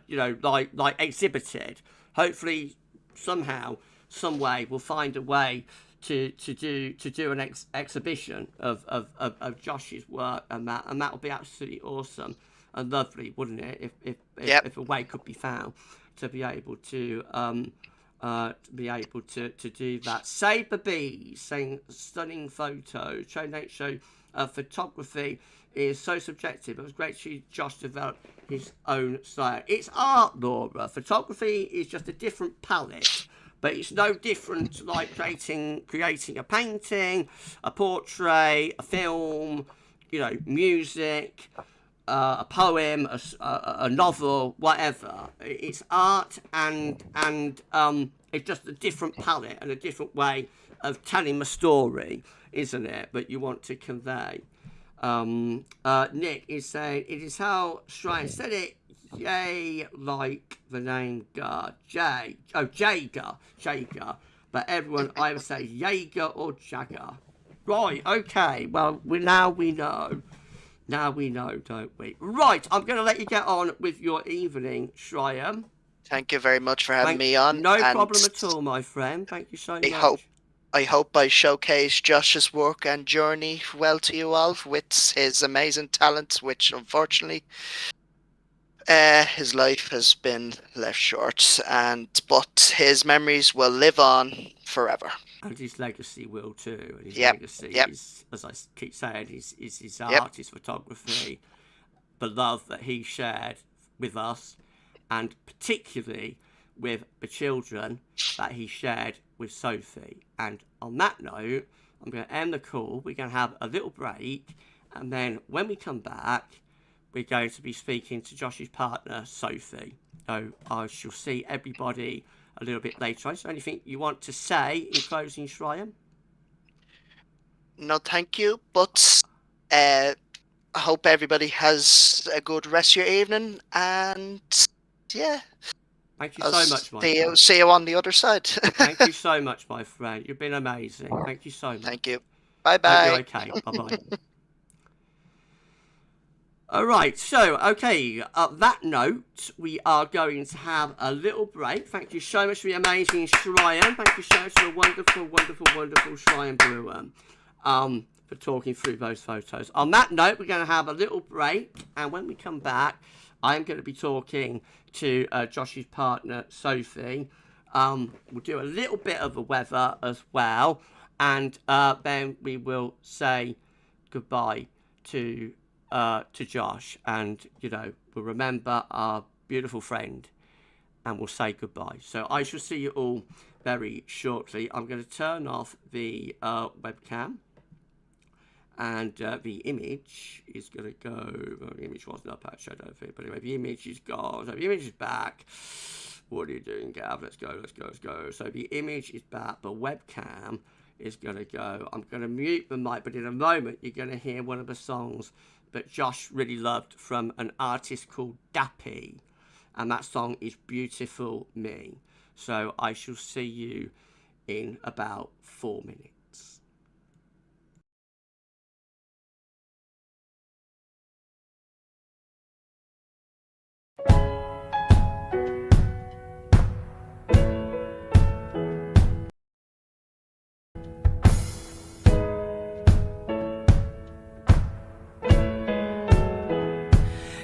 Wanna love me, you say I'm just a fake, you say I'm just another one that never had your back. Do you feel my presence? Maybe I should go. Maybe I'm another that you need to let go. See, one day if you let me, I will try and mend this broken part. Yeah, my heart will save us, 'cause I'm never giving up on us. So if you love me, you shouldn't care if I made mistakes. 'Cause if you need me, you should've never pushed me away. It's like you've been waiting on a thing from me. You say it could get better, but you'll never see. 'Cause I see the beautiful me. So when it comes down to it, I'll always have love for you, love for you. When it comes down to it, I'll always have love for you, love for you. They say that I'm a liar, 'cause I'm from another state. But what you say behind my back, you know I'll say it to your face. I wish we could let bygones be bygones. And so if I'm wrong for you, I swear I'll catch another case. So if you love me, you shouldn't care if I made mistakes. And if you need me, you should've never pushed me away. It's like you've been waiting on a thing from me. It's like you've been waiting. Say it could get better, but you'll never see. You'll never see. 'Cause I see the beautiful me. So when it comes down to it, I'll always have love for you, love for you. When it comes down to it, I'll always have love for you, love for you. I wasn't brought around money, so I didn't know how to treat it. I helped everyone around me and spanked it all just when I needed it. I made a meal and splashed it, did it all again. This time round, can't even trust myself, let alone my friends. If I'm the man, why they don't play me no more? That can't be fair, right? Just don't get it, 'cause I'm on their side. I wish they were these nights. Took a hike to see what it's like in my spare time, and then come back and tell me I deserve to lose all my airtime. So don't be waiting on a thing from me. You say it could get better, but you'll never see. 'Cause I see the beautiful me. So when it comes down to it, I'll always have love for you, love for you. When it comes down to it, I'll always have love for you, love for you. It's like you've been waiting on a thing from me. You say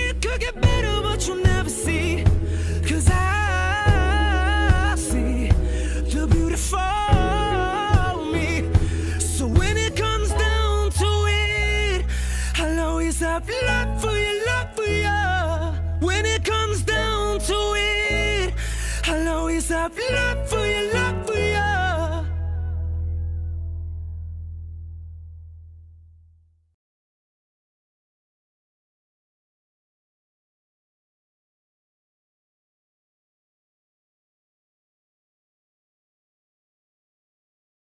Okay, welcome back everyone, and we are live across YouTube and live across the world. It's GavsWeatherVids for a Thursday evening, Thursday the 28th of May 2025. We are live streaming to remember our lovely friends. My webcam blurred again, I don't know.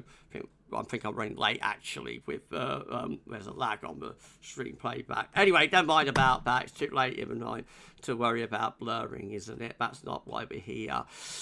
We are here to remember Josh Seymour, our lovely friend who we lost at the age of just 24 last year on the 5th day of December. And we are remembering Josh, we're celebrating Josh, we're celebrating the time that we had with him, and we will be talking to Josh's partner Sophie very, very soon. After that, I will just have a quick look at the weather, and then it will be time to end the live stream and say goodbye to our lovely friend. Sryan, welcome back, Gavin. Thanks again. I've been listening in the background whilst I'm photo editing. Thank you so much, Sryan. Thank you so much, my friend. Hello to Iceman. OG Iceman. Thank you so much. Saber Bees, lovely words. Thanks, Sryan. Really was, wasn't it? Rich, thanks, Sryan. Paul saying, thanks, Sryan. Great to hear you. Here's Sryan again. I'm going to do a joint thing with Sryan, Rich, and me. Hashtag Team Gab will be live at some point. I don't know when it will be, but like it's going to happen at some point. Now, the next thing I want to do, and we are going to talk to Sophie in a moment. Oh, she's ready for us. Okay, Sophie, I'll be calling you up in a second. I just want to go through the names of the people that have donated so far. So we've been keeping a running total for amounts donated to the Lincolnshire and Nottinghamshire ambulance, and that total has reached £500. I set target at 100, we've reached 500, so that is unbelievable. And I want to say hello and thanks so much to Met Ryan, I think that is, that's my friend Ryan, isn't it? I know Met Ryan. Hello to you, thank you so much for the donation. Mel, Nick and Dave have donated. Love you, Josh, always. Thank you so much. And Anonymous has donated as well.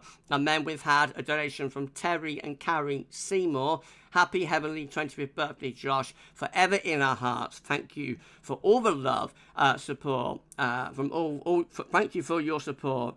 Love, Terry, Karen, Rebecca, and Daisy. Thank you so much to all of you, whether you're within the GavsWeatherVids community, the WX community, the photography community, you're overlapping, or whether you're part of Josh's family or Josh's friends. And of course, hello and thank you so much to all of Josh's friends and family for being here with us tonight. And we are surrounding you all with an envelope of love, as I said we would when Josh passed away. Of course, I said we were going to surround Sophie and Linda and the kids and the rest of the family with an envelope of love, and hopefully that is what we're doing on this very, very special night. I want to read you a tribute from Laura, and then I'll come to you, Sophie, but Laura gave me a tribute the other day. Laura also part of both the WX and photography community. So this is from Laura Johnson. Josh was such a lovely person. He would always ask me about his pictures. His willingness to learn and take stock of my opinions was commendable. Learning and put his own spin on things. How he improved with his photography was so lovely to see. He helped me get my Facebook page going.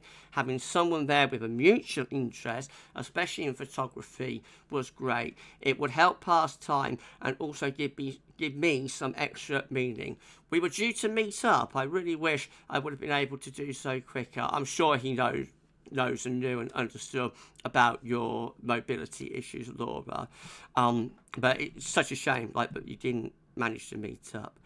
Laura goes on to say, every time I'm out taking pictures, I often think how Josh would like this, especially in catching sunsets. I'll be thinking, this one is for you, Josh. I'd like to think he had a word with weather gods when I saw the most epic sunset whilst I was on the Isle of Mull. He would have been loving that. Miss you greatly, Josh. Thank you for the chats and everything. Your memory will never fade away. Thank you so much. Thank you so much to lovely Laura Johnson for that tribute. Thank you so much. Thank you so much. Richard saying, only thing we forgot at GavsWeatherVids is how long we have known at Sryan Bruen. A decade in the making, Lord. Blimey, yeah, we're getting old, Rich. We're getting old. Sryan was only like down there. Sryan was down there when we first knew him, and now he's up here, and we're gradually going down there, aren't we? Because as you get older, you do tend to shrink a little bit, don't you? So Sryan's up there, we're going down there, aren't we? It's funny how things reverse as you get older, isn't it? Ben, love that song as well. Lovely song. We're going to end with a song as well, but let's not get ahead of ourselves. The next thing we're going to do is talk to Sophie. So I'm going to be putting the call into Sophie any second now. Get yourself ready. So, and Ben saying he won't have believed how much love he is getting today. He gave us so much love, so we are giving all of the love that he gave us back, you know, and that is what I wanted to do. I wanted this live stream to be positive, to be a celebration of Josh, the things that he loved, and hopefully that's what we've been able to do. Hopefully that's what I'll be able to do. Hello to Lee Stevens, got into you. Thank you so much, Lee, for being on our live stream tonight. Laura, thank you for sharing that, Gav. No problem at all, Laura. Okay, right, let's have a call to Sophie then. So here we go. This is Josh's partner, Sophie Andrews, who we're going to be talking to next. So let's do this. We want to and then do that.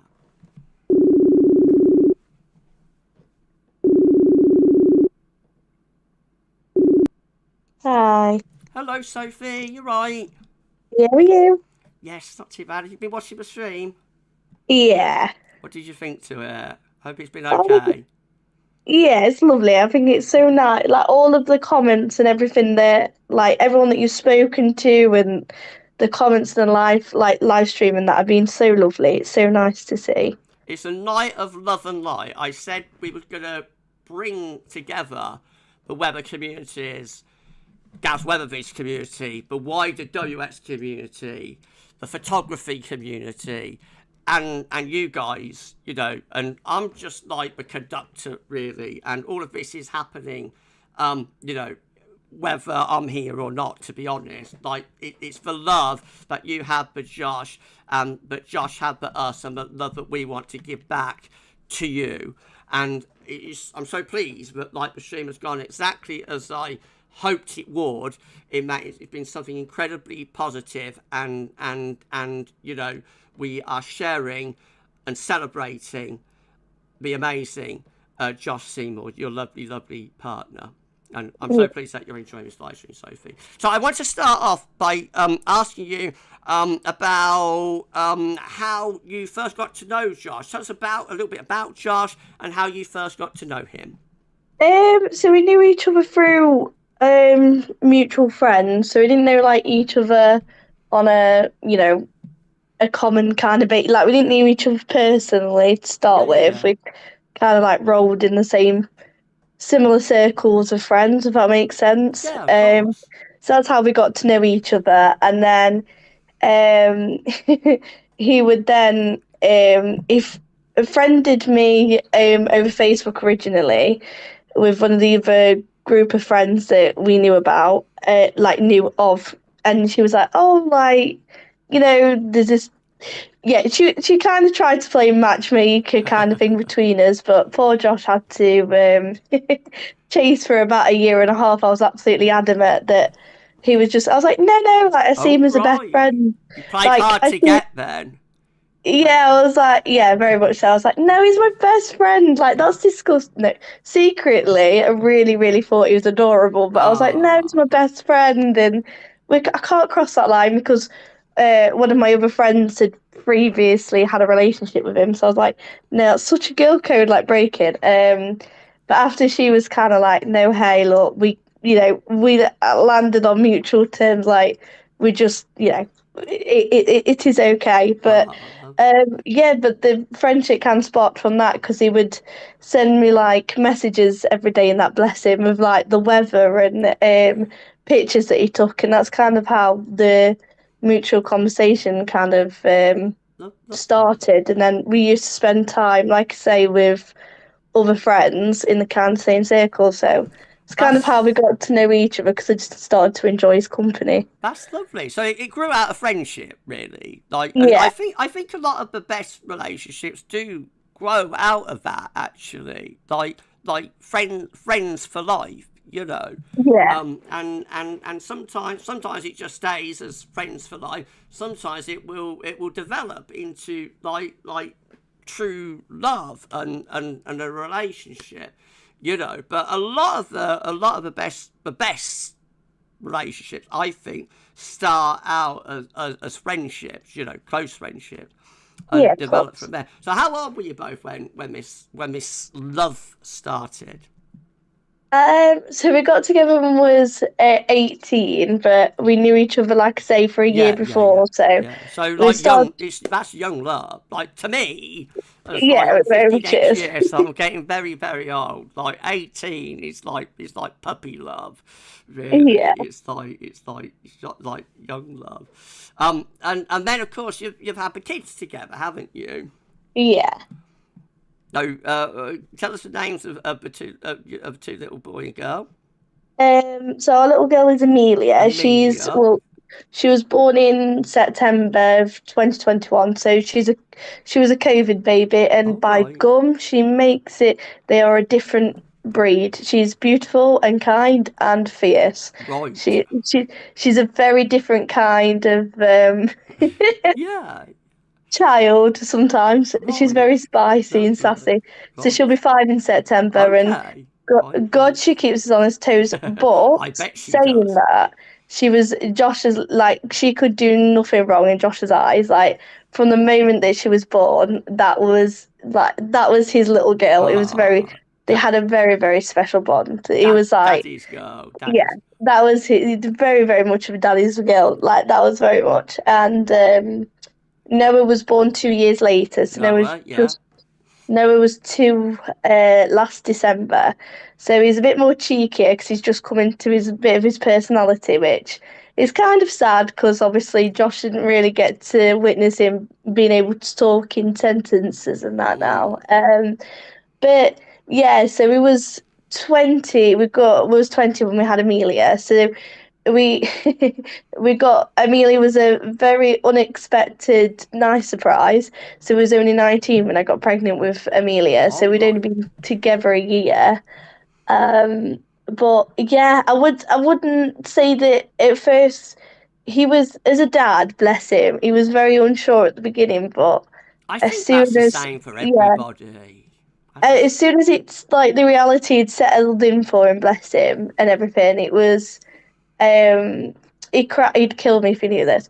If he knew I was telling him all this, but it was his nature. Like when we found out that I was having a girl, he cried at her ultrasound. This is how soft he was with her.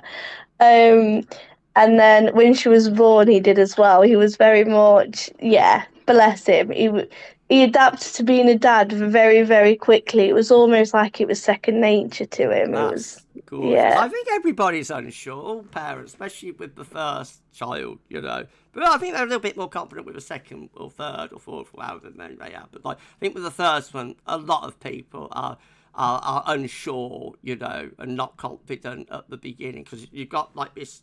I'm not a dad, but like I've seen from other people, I'm an uncle, and like yeah, you've got this little bundle of delicate, you know, little bundle of baby, and it's like trying, it's like porcelain, you know, it's like porcelain. It's like, oh gosh, you know. of course, yeah. But you soon work through that. I think, you know, you soon work, especially with support. But you get these days.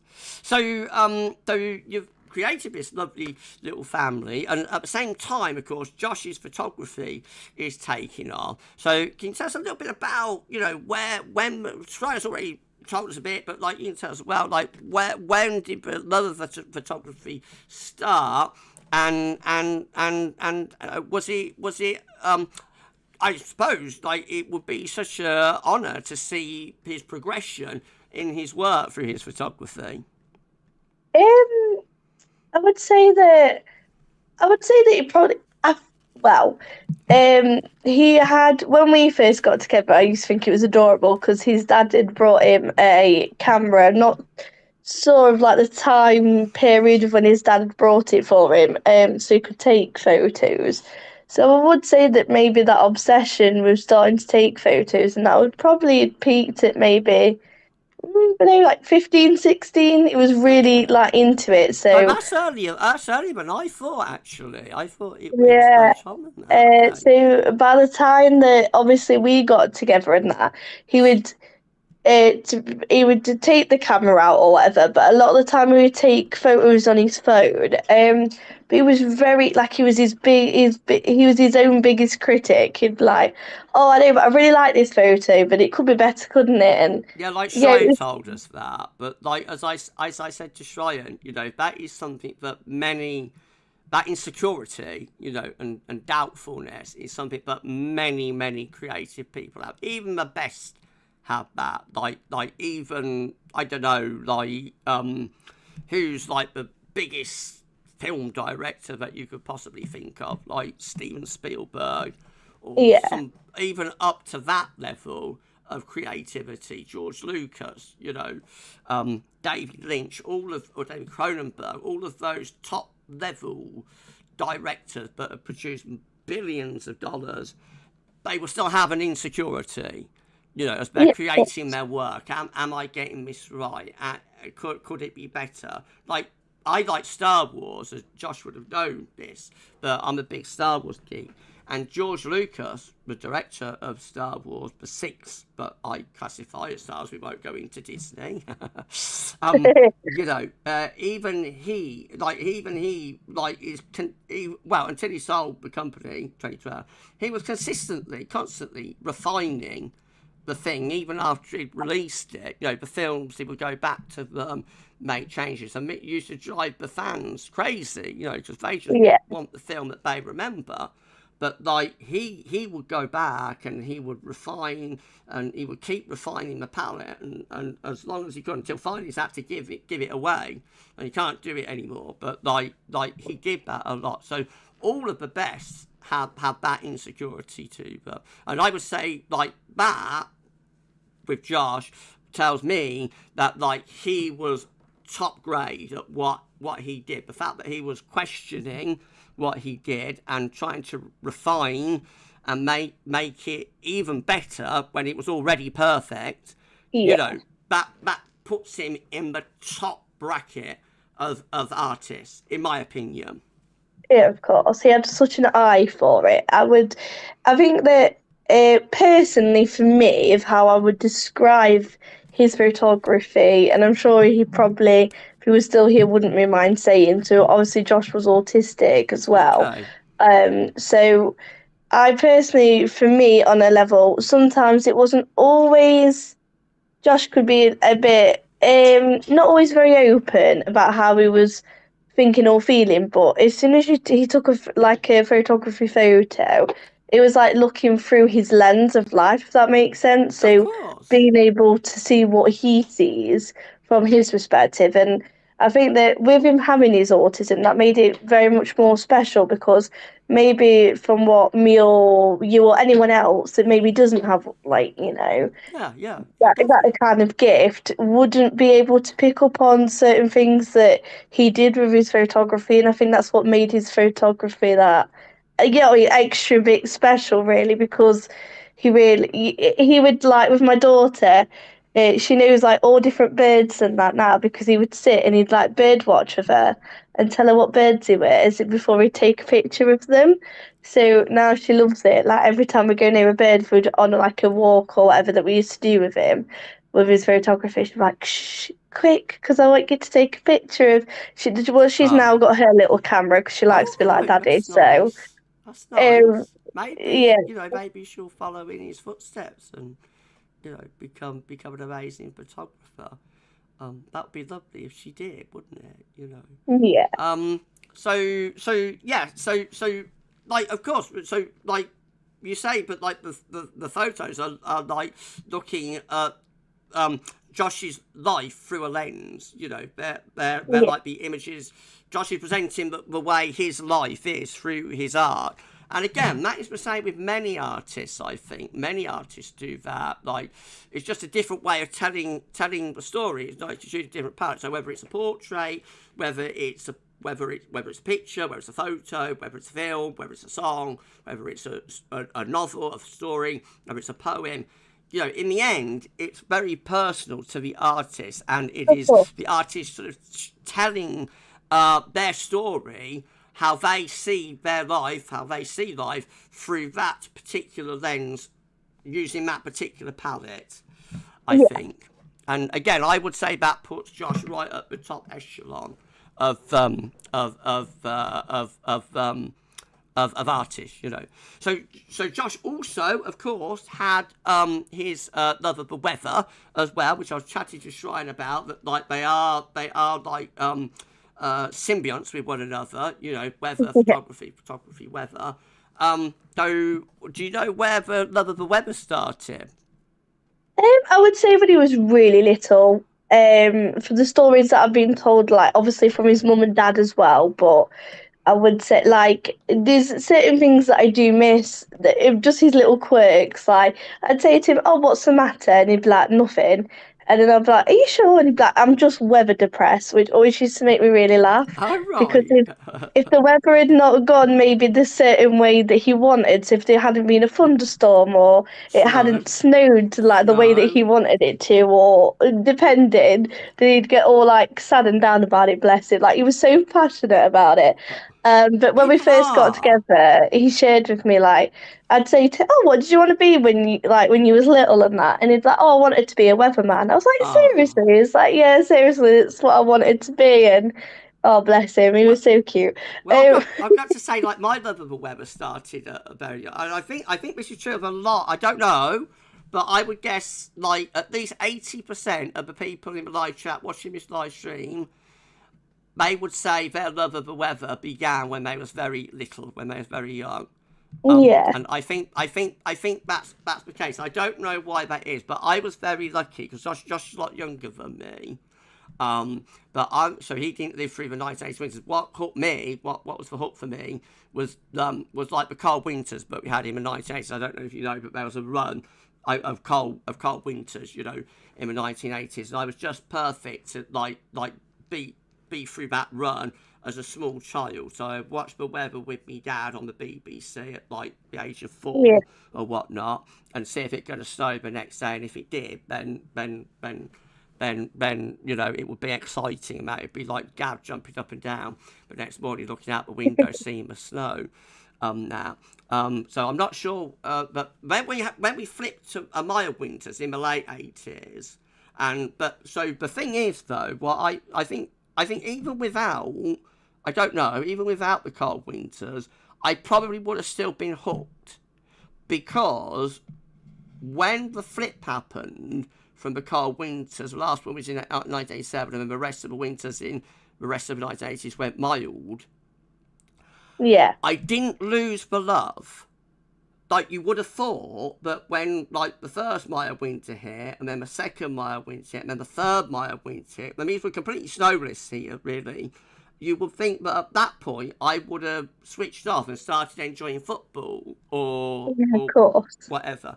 But I didn't. Like, although the winters flipped, the passion stayed. So I always, it's always something that I ponder and I question. Like even if I hadn't had the cold winters that I went through, I was privileged enough to live through, would I still have loved the weather, and would I still be a weatherman?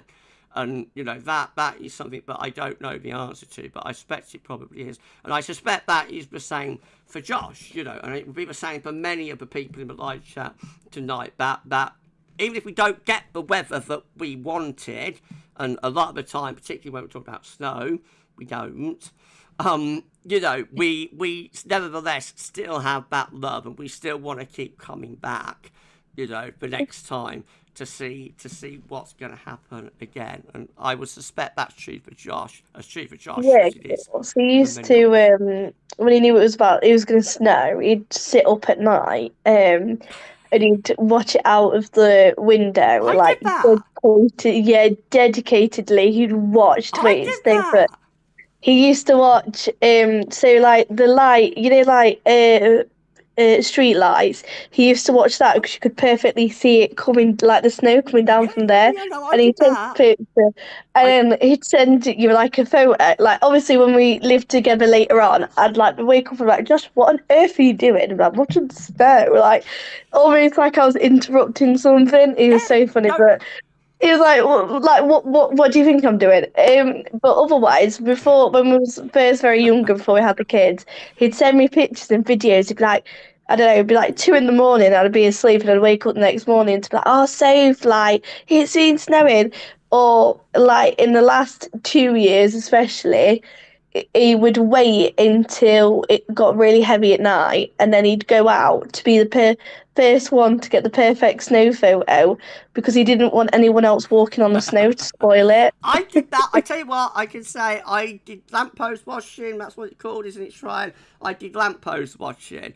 I don't do that now because I'm too old, but like I did, and I wasn't. Well, we do have lampposts down the way, but like we've got outside lights on the walls here in GavsWeatherVids towers, and I would very often be sat up all night peering out of the window.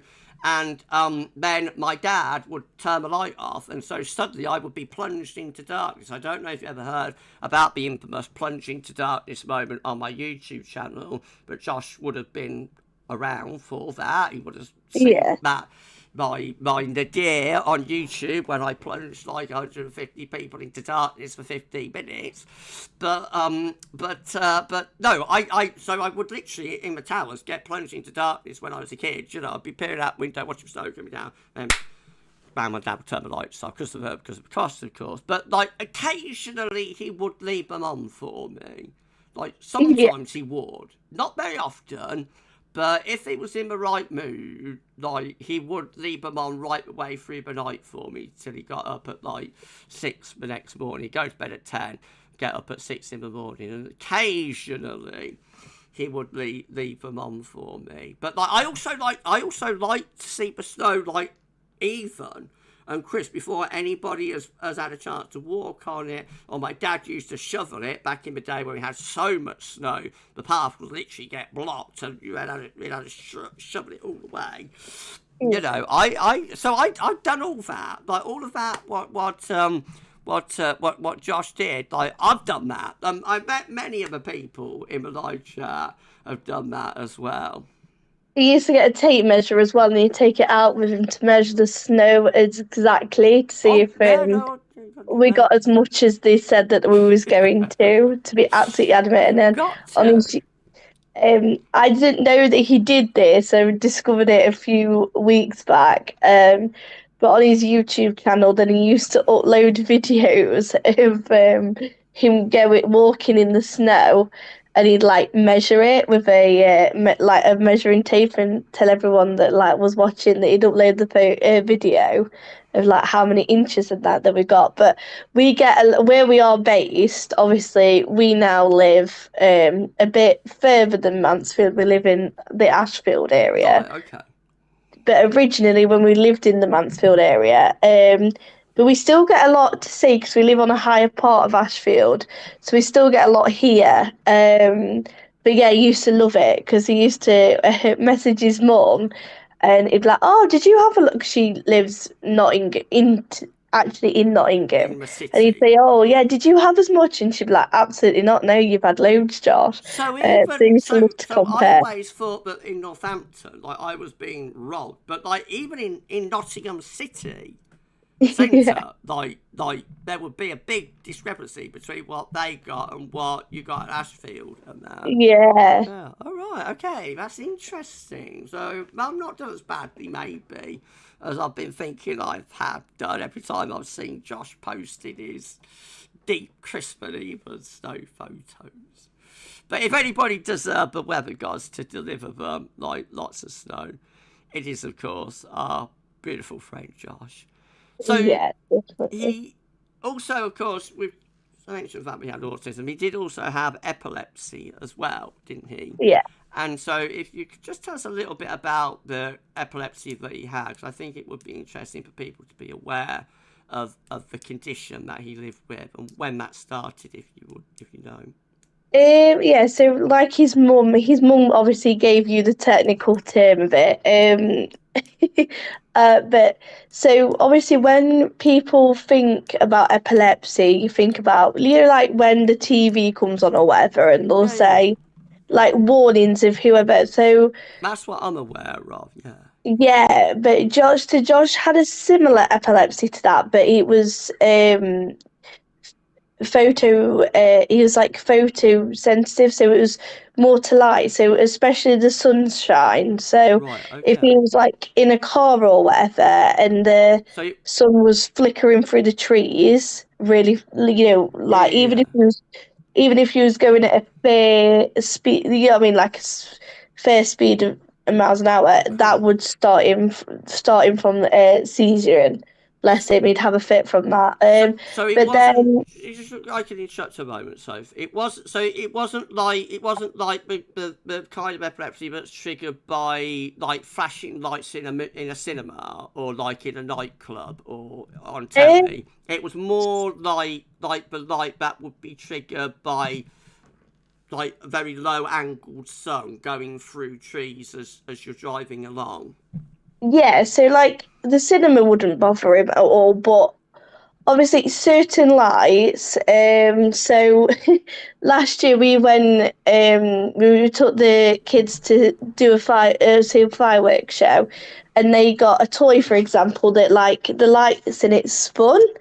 My daughter like pressed it. We didn't know exactly at first, and Josh was like, "Oh, so you're gonna have to we're gonna have to take that off of her when we get home because that is making me want, that's making me want to have a fit." So it was, his epilepsy was more to do with like the low sun, but lights did affect him, but it was more like like strip lights, like disco lights, them kind of lights would affect him too. But because he had so not so much like cinema or telly, but like if you went to like a club, like a nightclub, or with a low angled sun that's going very rapidly through trees, then that could be a trigger. And of course, he died on the 5th of December, and we're only going to touch on this very briefly because it's not why we're here. But on the 5th of December, he had a seizure, didn't he? And like that created a cardiac event that was the reason that he left us. And so I suppose that makes sense. But like it was on a sunny winter's morning. But like that occurred. It wasn't. No, not really. It was quite quite dull if anything. Oh, right, okay. I can't remember. See, that's my old brain. See, I can't remember what it was like that morning. No, unfortunately, because of how bad the event was, everything. Well, not everything, but them kind of specific things, because he was. And this is why I want to shed a bit of light to it. He was literally going to do a normal thing. So my son started nursery in January, so he was having settling in sessions, and Josh was like, no, I'll take him, because we'd all kind of had like the icky, horrible loving flu that everyone got between December and January. January, that was horrible. But we had that at the time, and he just got over it. And I was like, "Are you sure?" He's like, "No, I'll be fine. I feel fine." But me and my daughter weren't like 100%. He was like, "You stay, it's fine." But my daughter had said, "Oh, Daddy, can I come with you?" Because it was an inset day for her anyway. And he said, "No, I'll only be back. I'll be back in half an hour," and that. So she was like, "Okay." So they said the goodbyes and everything. But so thank God to the universe that he did say no to it. But No, literally, I think this is what's so sad that he said goodbye, and he literally messaged his mum because she was coming up a day or so later to drop Christmas presents off for the kids, and his mum had asked him and said, are you okay? And he said, yeah, I'm fine. He liked to send video or voice notes to people. Josh preferred to. He would did me. message Yeah, or he sent text, a yeah. few to me. But he'd actually sent a video message to his mum of pushing Noah to nursery. And he's like, yeah, I'm fine. And then they kind of had a, conversation or whatever, and that was it. But his specialist did explain to me a few times when we went that it could also be triggered by excitement if he got too excited, which I think is really interesting, or if he was stressed. Okay. Or tired was a big, And of course he'd been poorly with the flu. big element to it, or Yeah. just depending, because he had a big seizure in 2021, unfortunately, on the bus. Thankfully, I was with him for that. But again, that wasn't very pleasant. But again, you see, thankfully, the bus driver, he was great. I couldn't have gave him his dues. There was a man on there, and he was like, because that's the first time I ever witnessed Josh have a big seizure. Like, I'd seen him having absent seizures where it almost looked like he was staring into space, the only way that we could describe it as a family. And then you'd be like, Josh, are you okay? And his eyes would flicker, and then he'd be like, what? Like, he'd have no recognition that he'd even gone and kind of came back, bless him. So the big seizures, unfortunately, like I say, he had two. The last one took his life. But I think it's so, because I think that people look at epilepsy and are like, oh, yeah, so it's just like flashing light, but there's so many different types of it that I just don't think it's really talked about enough. That I don't think it is. I don't think it is. I think it's one of those conditions that like people just don't talk about it that much, do they? Like cancer used to be a lot like that 50, 60 years ago. Like if somebody had cancer, it was very rarely spoken about. Yeah, of course. And I don't think it's to that degree, but I think it is a condition that is spoken about quite a lot less and should be spoken about a lot more. And I think as well, of course, as like celebrating Josh's life, celebrating Josh's love, celebrating all the things that Josh has left us with, I think the other really good thing that comes out of this live stream, positive thing, is that we are raising awareness for epilepsy and like that condition and the different versions of it that you can get, the different triggers that you can get. Like I had no idea that like stress or excitement could be a trigger for epilepsy. No, neither did I until he had the, like I say, major seizure in 2021. And then when we'd got speaking to his specialist a few months, because he was under a consultant at the hospital. I'm sure his mum would his mum or dad would be able to correct me if I'm wrong, but I'm sure he was diagnosed with epilepsy when he was 9 or 10. It was one or the other. He was either 9 or 10. So he lived with it for a long time, bless him. And it's very sad, but I think because it was very misunderstood, and Josh would say to someone like, oh yeah, I've got epilepsy, if it was needed to be said, and they'd be like, oh okay, like yeah, whatever, not that they wasn't particularly bothered, but it was like, okay, it's just a thing, and it's never going to happen. I think like, there is that with epilepsy, like I would never know that epilepsy could take somebody's life. Like I would never dream that could happen. So it's not that you would be, but I would be blasé about it. I just wouldn't know. That it could reach that level of severity. Because even I didn't know until that day that it could even start a cardiac arrest. I had no. Even I was, to say that me and Josh was together for 6 years, so to say that I'd lived it with him and, we had gone to hospital appointments with him, I'd spoken to specialists with him, and, sometimes he'd be like, oh, I'm sorry, she does come with all these questions, but it does help me later because then we can talk about it and it helps me understand. And especially like, no, it's nice that someone takes an interest to know what, is happening with you and that. But genuinely, he was a healthy lad. Like there was nothing else wrong with him. So No, for it to happen so suddenly, so and then suddenly, so for that, tragic.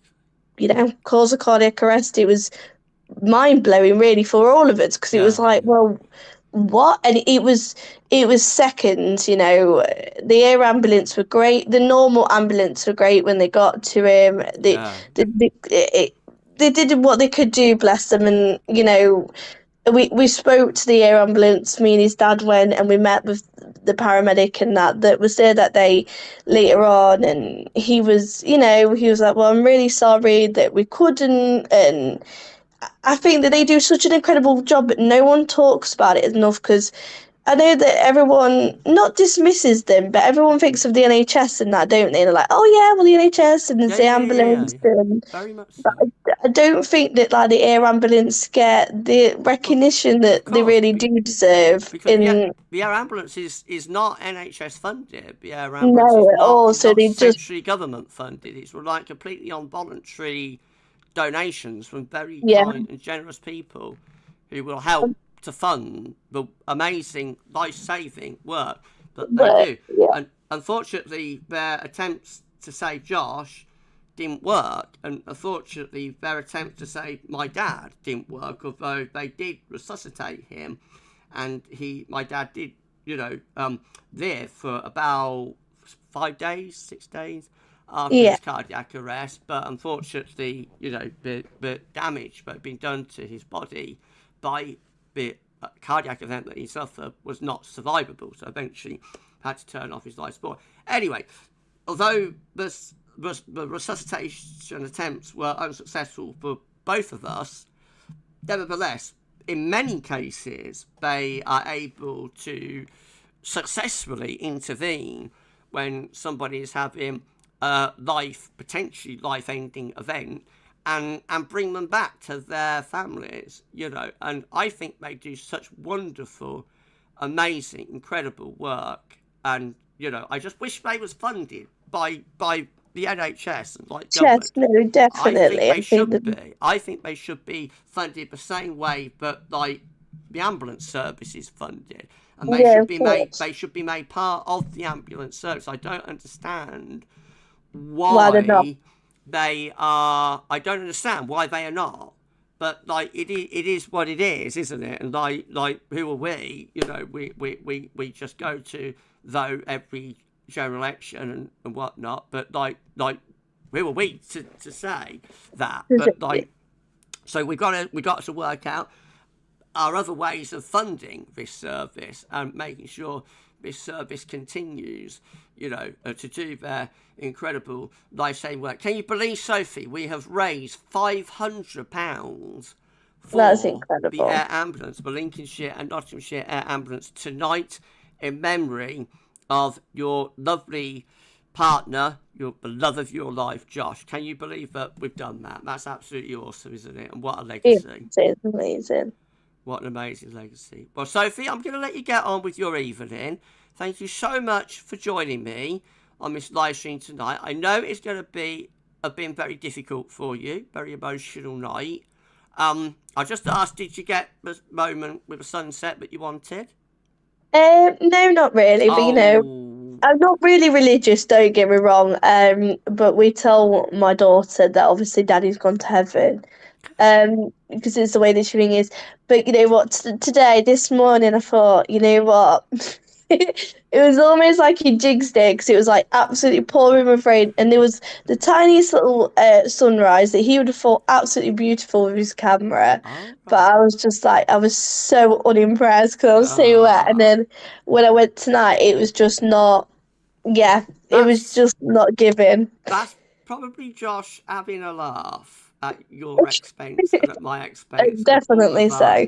Expenses. I'm not religious myself either, but I do believe that we are on a journey. I believe that, this life that we're living now is one part of a journey, and then our energy will go on to another journey, and maybe we go on for thousands of journeys, I don't know. But I do believe that eventually it will be a very, very, very long time into the future. You've got so many years of joy and happiness ahead of you, but eventually, one day, many, many, many years into the future, you and Josh will be reunited through the love that you shared, and I honestly believe that, Sophie. I want to say thank you so much for joining us tonight. You have spoken so incredibly well. I can't believe what a strong lady you are. Like it's unbelievable how you have spoken to me and to us tonight. And I thank you so much, Sophie, for joining me tonight. I wish that I could take away your pain. I wish that I could bring Josh back to you, but I can't. All we can do is celebrate the love that Josh gave to you and the legacy that Josh gives to all of us. And that legacy is through his art, it's through his love, it's through you, and it's through the children. And thank you so much, Sophie, for being on this live stream with me Thank tonight. you for having me. Thank you so much. Just one thing before it, like I say, I did say, before I go, I do enjoy, like, from all of us as a family, like, we just so appreciate, like, everyone, because there's been a few people from the photography community and weather community that have obviously reached out to his mum as well, and I can't speak for his dad because I don't know if anyone has, but for me personally, for, like, obviously for you and for other people from the weather community, but also from his photography community, to just reach out and complete strangers to show so much kindness and to be brave enough to message and say, hi, I know we don't know each other, but you know, Josh was like, it's brought so much peace in the last 5 months, and I really do sincerely, and I know that the rest of the family do, so appreciate the love and the support that we've been shown by, and just kindness. That, yeah, it's lovely that he was a part of something, because he did. Yeah, he used to watch your lives religiously, and you know, I know like, he did. I know he did. He loved a bit of giddy he gab. just loved He everything, did. everything weather, everything photography. But I'm grateful that he had them communities to feel like he belonged in somewhere, because with his autism, he did really struggle to fit in. And I think that that's the last thing that I could say about him, is that I thank everyone from both communities for making him feel like he belonged to something, because he really did hold him. That is my pleasure. Yeah. And like, I'm here on behalf of GavsWeatherVids, but I am also here on behalf of the WX community. So I've hopefully, I think I have, through the names that I'm seeing in the live chat tonight, brought all the communities together: GavsWeatherVids, WX Photography. And so I'll just say it is our pleasure, Sophie. Josh was a lovely, lovely lad. He is a lovely lad. He was a lovely lad. And you are a lovely family. His mum and dad created a lovely lad. And like, our love for you is what we want to give to you, you know, because he was so special and he was so loved and he was so beloved by so many people. And I'll just read you this comment from Josh Garnett saying, such an emotional stream. Sophie, you have been unbelievably strong tonight. Hope you're as okay as you can be right now. And like, we all say that, Sophie.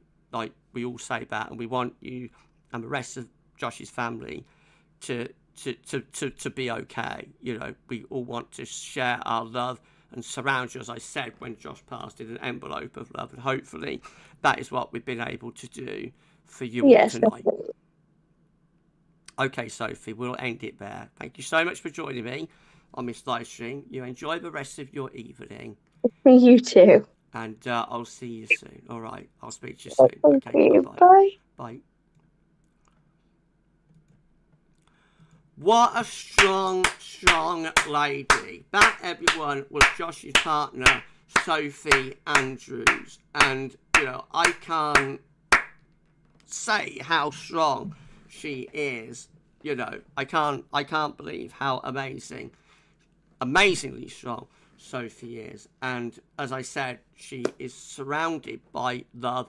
Josh's family is surrounded by love, and the love that Josh gave to us is the love that we give back. While I was talking to Sophie, I noticed that my good friend Kieran Bushnell has joined me live stream. Thank you so much, Kieran, and has donated £100. So our charity Just Giving page is now at £600. Thank you so much, Kieran, for that unbelievable donation. Thank you so much, my friend. That is absolutely incredible. And of course, anybody that wants to give further donations, I understand that not everybody is going to be able to watch this live, so there will be people watching later tonight. There'll be people that want to watch on catch up tomorrow and over the weekend, and the link is in the description to a Just Giving page. The link is down there. So anybody that wants to give a donation, they are more than capable, more than able to, you know, and all donations are great for you. We won't end the event probably until sometime next week. Shrine saying thank you very much, Sophie, for coming on, and well done again. Always think of you and the family. Daniel, John, you're amazing, Sophie. Such strength, such lovely thing you've done, Gav. Thanks so much. I hope so. Nothing really, but thank you so much, my friend. Right, so the last thing we're going to do, we are a weather channel. The 12s has been coming out. So before we say a final goodbye to our beautiful friend, the last thing we're going to do is have a look at the 12Z. So we're going to begin by having a look at the UK Met Euro Run, and I will enable the hover, of course, for that. No, I won't enable the hover. What are you doing, Gav? I'll be turning off the webcam for that. I'll be turning off the image. I'll be enabling the display capture, won't I? So there we go. We are display capturing, and we're just going to do a little bit of weather. I'm sure Josh, you know, is smiling, but Gav's going to do a bit of weather. Let's have a look then. So we've got, this is 72 hours, midday Sunday. High pressure south, low pressure to the north brings spells of rain in from Atlantic. We keep the low pressure coming as we move through into next week. Next week looking much cooler compared to what we've been through this week, and pretty unsettled as well. We got Icon looking like that. Again, low pressure bringing a big change in the weather next week. Showers and or longer spells of rain, and those areas of low carry on to 180 hours. We've got, the pub run's just starting up. Shall we keep on going to do pub run live? Won't finish until about midnight. No, I don't think we'd better do that, but maybe pub run live will be back later in the year, who knows.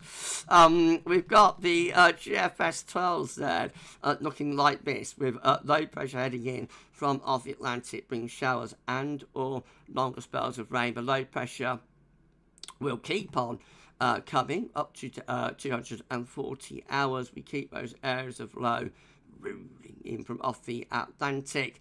Eventually, we find some higher pressure building over and to the east country. So that's taking us back to a hotter and drier pattern by 13th of June. How hot does the upper air temperatures get with that? Let's have a look.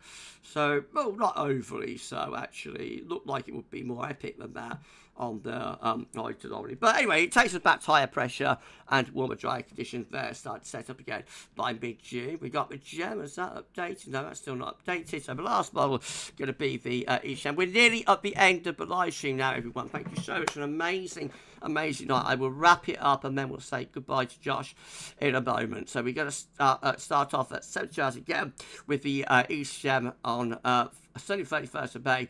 Low pressure coming in from off the Atlantic, looking unsettled and mixed. We keep the low pressure coming right the way through to next weekend. So showers and or longer spells of rain carrying on until we get to about 360 hours, and then some higher pressures trying to draw up some warmer air from the south, but we've still got low pressure just out to the west, so I think that low pressure will just roll in and flatten off the ridge. It looks like it's going to be an unsettled and cooler start to June, and whether the hot weather will come back or not, we'll have to wait and see. But at the moment, the first half of June, definitely looking a lot more unsettled. Shrine saying that's a southerly tracking jet for June. It definitely is, my friend. Proper southerly tracking jet there. Right, we've also got Richard saying, amazing Sophie, children Josh, so proud listening in, unbelievable. Didn't she do well? Didn't Sophie do well? Like, she was so amazing in the way she spoke. Like, if it was me, I don't think I'd been able to do it, honestly. And like, I'm a professional, you know, YouTuber. Cravendale, she did amazing. She did absolutely phenomenally well. I am so proud of Sophie, you know, for what she's done for Josh and for the rest of Josh's family and for us tonight. Unbelievable. Alfie's saying thank you, Sophie. Unbelievable. Unbelievable. Richard, thanks to each and every one of you. You are showing, you all are amazing, showing great support in Josh's memory. Ben saying, Josh's family will be saying, what the hell am I watching if we did a pub run? They would. I'm not going to go there. But what I am going to do is wrap up the live stream. So I want to say thank you so much to all of you for being here tonight. I want to say thank you so much to all of you who have donated, incredible donations. I set the target for the Just Giving page at £100. We have got £600 in donation for the air ambulance. Absolutely phenomenal, absolutely amazing. Thank you so much to everyone who has donated, but also thank you so much to everyone who has been on this live stream with us. Cravendale, thank you everyone for being such, Cravendale as Josh's dad, and thank you so much to everyone for being a supportive community that supported Josh and welcoming into your arms. Thank you so much everyone. This has been brilliant. It's my pleasure, my friend. Thank you so much. And again, I'm so sorry for the loss that you have suffered, but Linda suffered, but Sophie suffered, you know, but the kids have suffered, but the rest of Josh's friends and family have suffered as well. Hello to Kevin Hernandez, Vlogs and Save Bees. I'm so sorry for the loss that you have suffered, you know, but hopefully out of the loss, hopefully out of the pain, hopefully out of the darkness, something positive has come. So thank you so much to Matthew. Thank you so much to Send It for joining me on this live stream tonight. Thank you so much to Mark Vogan for joining me on this live stream tonight. Make sure you check out Mark's Summer Forecast live stream. Will be on Sunday. I think he said at 4 p.m, didn't he? We'll be live on Sunday with that on his YouTube channel. Thank you so much to Sryan. Thank you so much to Sryan Bruen for joining me on this live stream. JL Player, Josh has not gone anywhere. It just changed form. I believe that too. I believe the energy goes on through the love. Thank you so much to Sryan. Thank you so much to the amazing Sryan Bruen for joining us tonight. Hashtag Team Gav member. Thank you so much to Richard for making it tonight in the live chat. Thank you so much, my friend. It's been lovely to see you. And thank you so much for your amazing thumbnail, Rich. Unbelievable. Thank you so much, my friend. And thank you so much, finally, to Sophie, who spoke so amazingly well and was so confident and so strong and so brave. And our hearts and our love go out to you, Sophie. And from the bottom of my heart, I wish you nothing but the very best for the rest of your life. Thank you so much, my love. Thank you so much. Right, the last thing we're going to do is we've got to say goodbye to Josh, and I wish we didn't have to, but as a community, we're going to have to do that. So I'm going to leave you with a song that I think is quite fitting for this, and that is going to be Time to Say Goodbye from Andrea Bocelli and Sarah Brightman. As that is playing, I would like everybody to post hearts to Josh. I would like everybody to post hearts for Josh in the live chat, if you can do that. And I will leave you with Andrea Bocelli and Sarah Brightman, Time to Say Goodbye, as we say goodbye to our beautiful friend.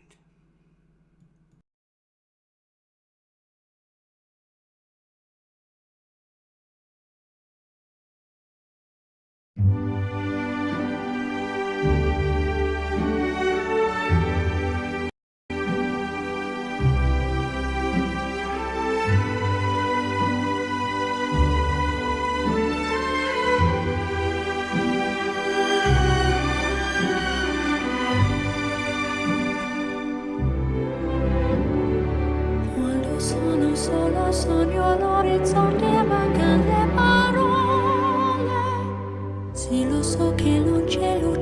una stanza quando manca il sole, se non ci sei tu con me, su le finestre mostrar tutto il mio cuore che è acceso, chiudi dentro me la luce che ha incontrato per strada. Time to say goodbye. Paesi che non ho mai veduto e vissuto con te. Adesso sì li vivrò con te, partirò su navi per mari che io lo so, non esistono più. It's time to say goodbye. Quando sei lontana sogno all'orizzonte e manca le parole. E io sì lo so che sei con me, tu mia luna, tu sei qui con me. Mio sole, tu sei qui con me.